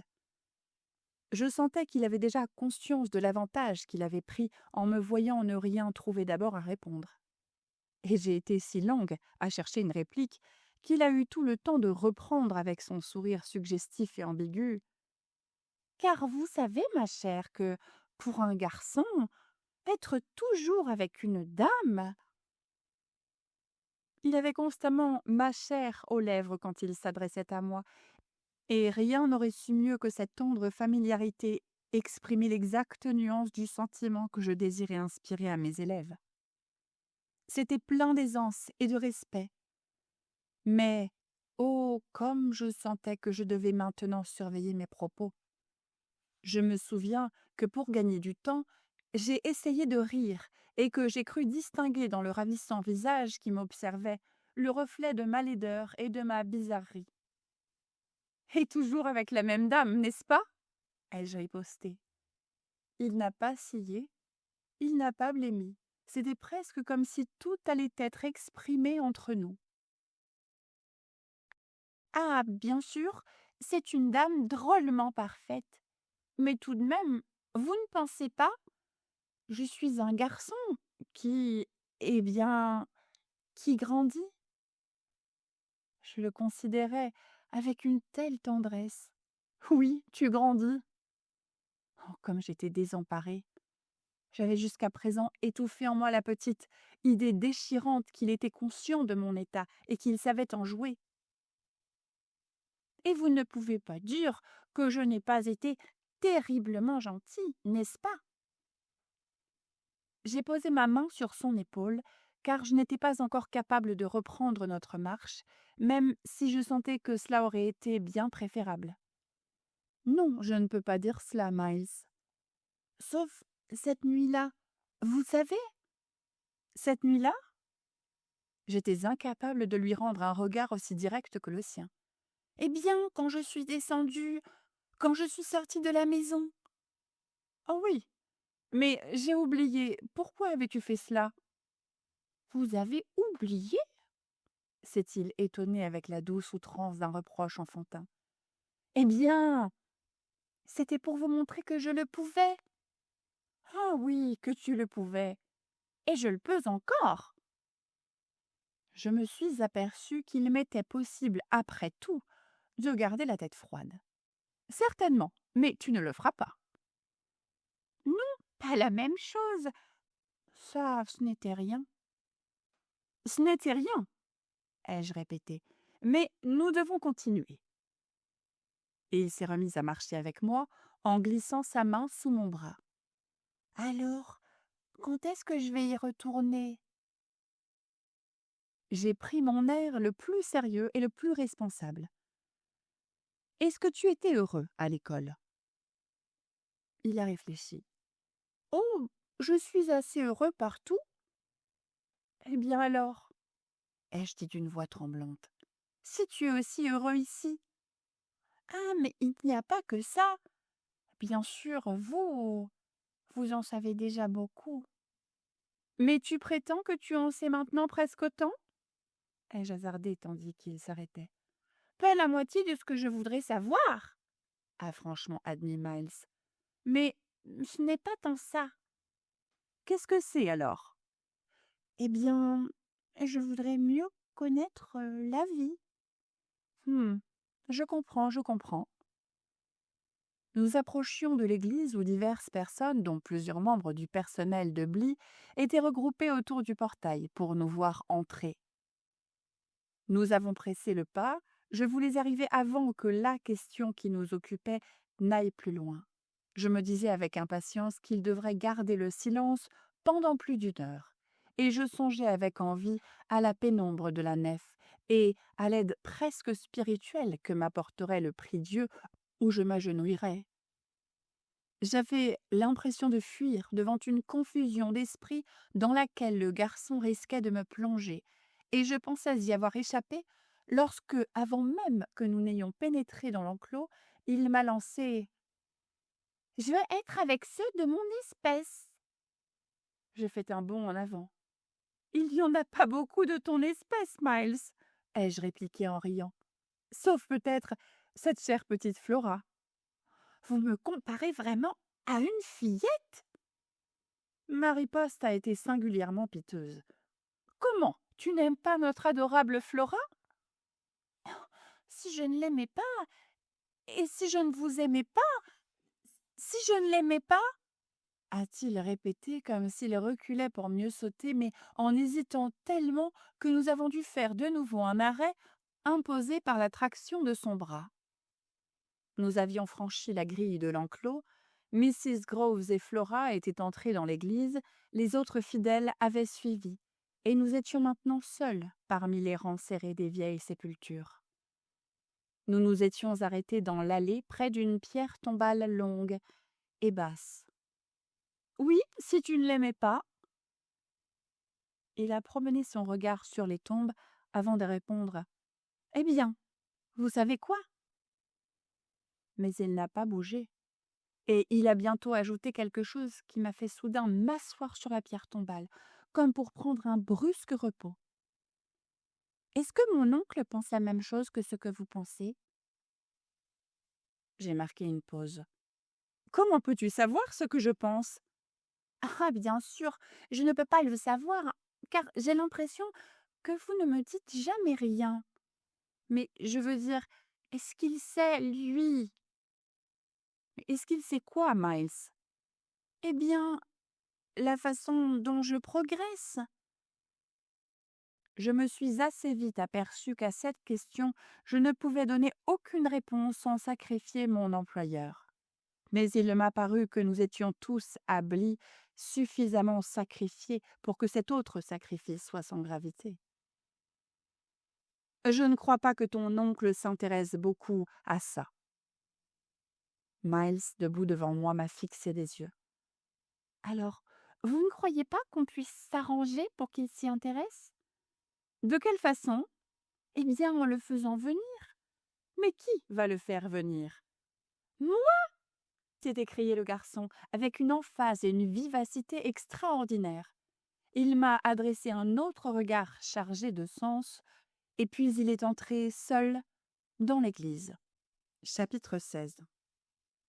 L'affaire était pratiquement réglée à partir du moment où je ne l'ai pas suivi. C'était un pitoyable abandon à l'agitation, mais en avoir conscience n'avait aucun pouvoir de me rétablir. Je suis restée assise sur la tombe et j'ai réfléchi à ce que m'avait dit mon petit ami. Le temps d'en saisir la pleine signification, j'avais également décidé d'avancer comme prétexte à mon absence le fait que j'avais eu honte de donner à mes élèves et au reste des fidèles un pareil exemple de retard. Je me disais surtout que Miles avait découvert quelque chose en moi, et que la preuve pour lui en serait justement mon effondrement embarrassé. Il avait découvert qu'il y avait quelque chose qui m'effrayait beaucoup, et qu'il serait probablement en mesure de profiter de ma peur pour obtenir davantage de liberté dans le but qu'il s'était proposé. Ce dont j'avais peur, c'était de devoir aborder l'intolérable question des raisons de son renvoi de l'école, qui était en fait la question des horreurs qui s'y rattachaient. Faire venir son oncle pour discuter avec moi de ces choses était une solution à laquelle, logiquement, j'aurais dû désormais désirer avoir recours. Mais je me sentais si peu capable d'affronter la laideur et la douleur qui s'ensuivraient que j'ai préféré atermoyer et vivre au jour le jour. Miles, à ma profonde confusion, était pleinement dans son droit. Il était en position de me déclarer: ou bien vous élucidez avec mon tuteur le mystère de cette interruption de mes études, ou bien vous cessez de vous attendre à ce que je mène avec vous une vie qui est très anormale pour un garçon. Ce qui était très anormal pour le garçon en particulier, c'était cette brusque manifestation d'une conscience et d'un plan. C'était ce qui m'avait vraiment accablé et qui m'avait empêché d'entrer dans l'église. J'ai rôdé autour de l'édifice, hésitante, et je me disais que je m'étais déjà avec lui irrémédiablement blessée. Par conséquent, je ne pouvais rien réparer, et trop énorme aurait été l'effort de me faufiler près de lui sur le banc. Il aurait, avec plus d'assurance que jamais, glissé son bras sous le mien, et ce contact silencieux pendant 1 heure aurait été son commentaire de notre conversation. Pour la première fois depuis son arrivée à Bly, j'avais envie de le fuir. Je me suis arrêtée près du grand vitrail oriental, j'ai écouté les échos de l'office, et alors j'ai été saisie d'une impulsion à laquelle j'aurais pu complètement céder, je le sentais, si je lui avais donné le moindre encouragement. J'aurais pu aisément mettre fin à mon épreuve en fuyant pour de bon. Là était ma chance, il n'y avait personne pour m'arrêter. Je pouvais tout abandonner, tourner les talons, m'en aller. Il suffisait de me précipiter à la maison pour faire quelques préparatifs, sans crainte d'être remarqué, car la plupart des domestiques se trouvaient en ce moment même à l'église. Bref, personne ne serait là pour me blâmer de prendre désespérément la fuite. Or, serait-ce une fuite que de ne fuir que jusqu'au dîner? Le dîner aurait lieu dans 2 heures, et alors, j'en avais le vif pressentiment, mes élèves joueraient l'étonnement innocent devant ma disparition dans leur sillage. « Vilaine méchante, où étiez-vous passée? Pourquoi diable nous avez-vous abandonnés à la porte, en nous inquiétant, en dérangeant nos prières, comme si vous ne le saviez pas ?» Je ne pouvais pas affronter de telles questions, ni soutenir leur admirable et sournois petit regard. Pourtant, c'était si exactement ce que j'aurais à affronter que je me suis enfin mise en route avec ce tableau de plus en plus net devant les yeux. Pour le moment du moins je m'en allais. Je suis sortie de l'enclos de l'église, et en réfléchissant intensément, j'ai rebroussé chemin à travers parc. En approchant de la maison, j'ai eu l'impression d'avoir décidé de fuir. La tranquillité du dimanche, à l'extérieur comme à l'intérieur, excitait mon sentiment d'une occasion à saisir. Si je disparaissais rapidement de cette façon, je disparaîtrais sans scène, sans discussion. Toutefois, ma rapidité devait être remarquable, et la grande question était de trouver un véhicule. Je me souviens que, tourmentée dans le vestibule par ces obstacles et ces difficultés, je me suis soudain écroulée sur la marche la plus basse de l'escalier, en me rappelant, avec un élan de dégoût, que c'était précisément là que j'avais aperçu il y a plus d'1 mois, dans les ténèbres nocturnes, et ployé comme moi sous le poids de choses maléfiques, le spectre de la plus horrible des femmes. Alors, j'ai pu me ressaisir, j'ai monté l'escalier, et dans mon désarroi, je me suis dirigée vers la salle de classe où se trouvaient certaines de mes affaires que j'aurais à emporter. Mais j'ai ouvert la porte pour sentir de nouveau mes yeux se dessiller en un éclair. En présence de ce que je voyais, j'ai eu un mouvement de recul et j'ai dû faire appel à toute ma résistance. Ce que je voyais, c'était, assise à ma table, dans la clarté de midi, une personne que, sans mon expérience précédente, j'aurais pu prendre à première vue pour une femme de chambre qui serait restée pour surveiller la maison et qui, profitant de l'absence des autres, de mes plumes, de mon encre et de mon papier, se serait livrée au considérable effort d'écrire une lettre à son bon ami. Et il y avait en effet une lassitude manifeste dans la façon dont elle avait mis sa tête entre ses mains, ses coudes posés sur la table. Mais à peine l'avais-je vue que je me suis aussitôt rendu compte qu'elle restait étrangement immobile malgré mon entrée. Cependant, son identité s'est révélée d'une manière aveuglante au moment même où elle a enfin changé de position. Elle s'est levée, non comme si elle m'avait entendu, mais avec une indifférence, un détachement d'une infinie mélancolie, et à une douzaine de pas de moi, s'est ainsi dressée ma vile devancière. Tragique et déshonorée, elle était tout entière devant moi. Mais tandis que je la contemplais et la fixais dans ma mémoire, l'affreuse image s'est estompée. Sombre comme la nuit, dans sa robe noire, sa beauté hagarde et son ineffable chagrin, elle m'avait regardé assez longtemps pour paraître affirmer qu'elle avait autant le droit de s'asseoir à ma table que moi de s'asseoir à la sienne. En fait, durant ces moments-là, j'ai eu la sensation extraordinaire et glaçante que c'était moi qui étais l'intruse. Et c'est comme en guise de violente protestation que je me suis finalement adressée à elle. « Misérable créature! Femme épouvantable !» me suis-je entendu lancer en un cri qui a résonné dans le grand couloir et dans la maison vide, comme à travers la porte ouverte. Elle m'a toisée, comme si elle m'avait entendu, mais je m'étais ressaisie et j'avais purifié l'atmosphère. La minute suivante, il n'y avait plus rien d'autre dans la pièce que les rayons du soleil et mon sentiment de devoir rester.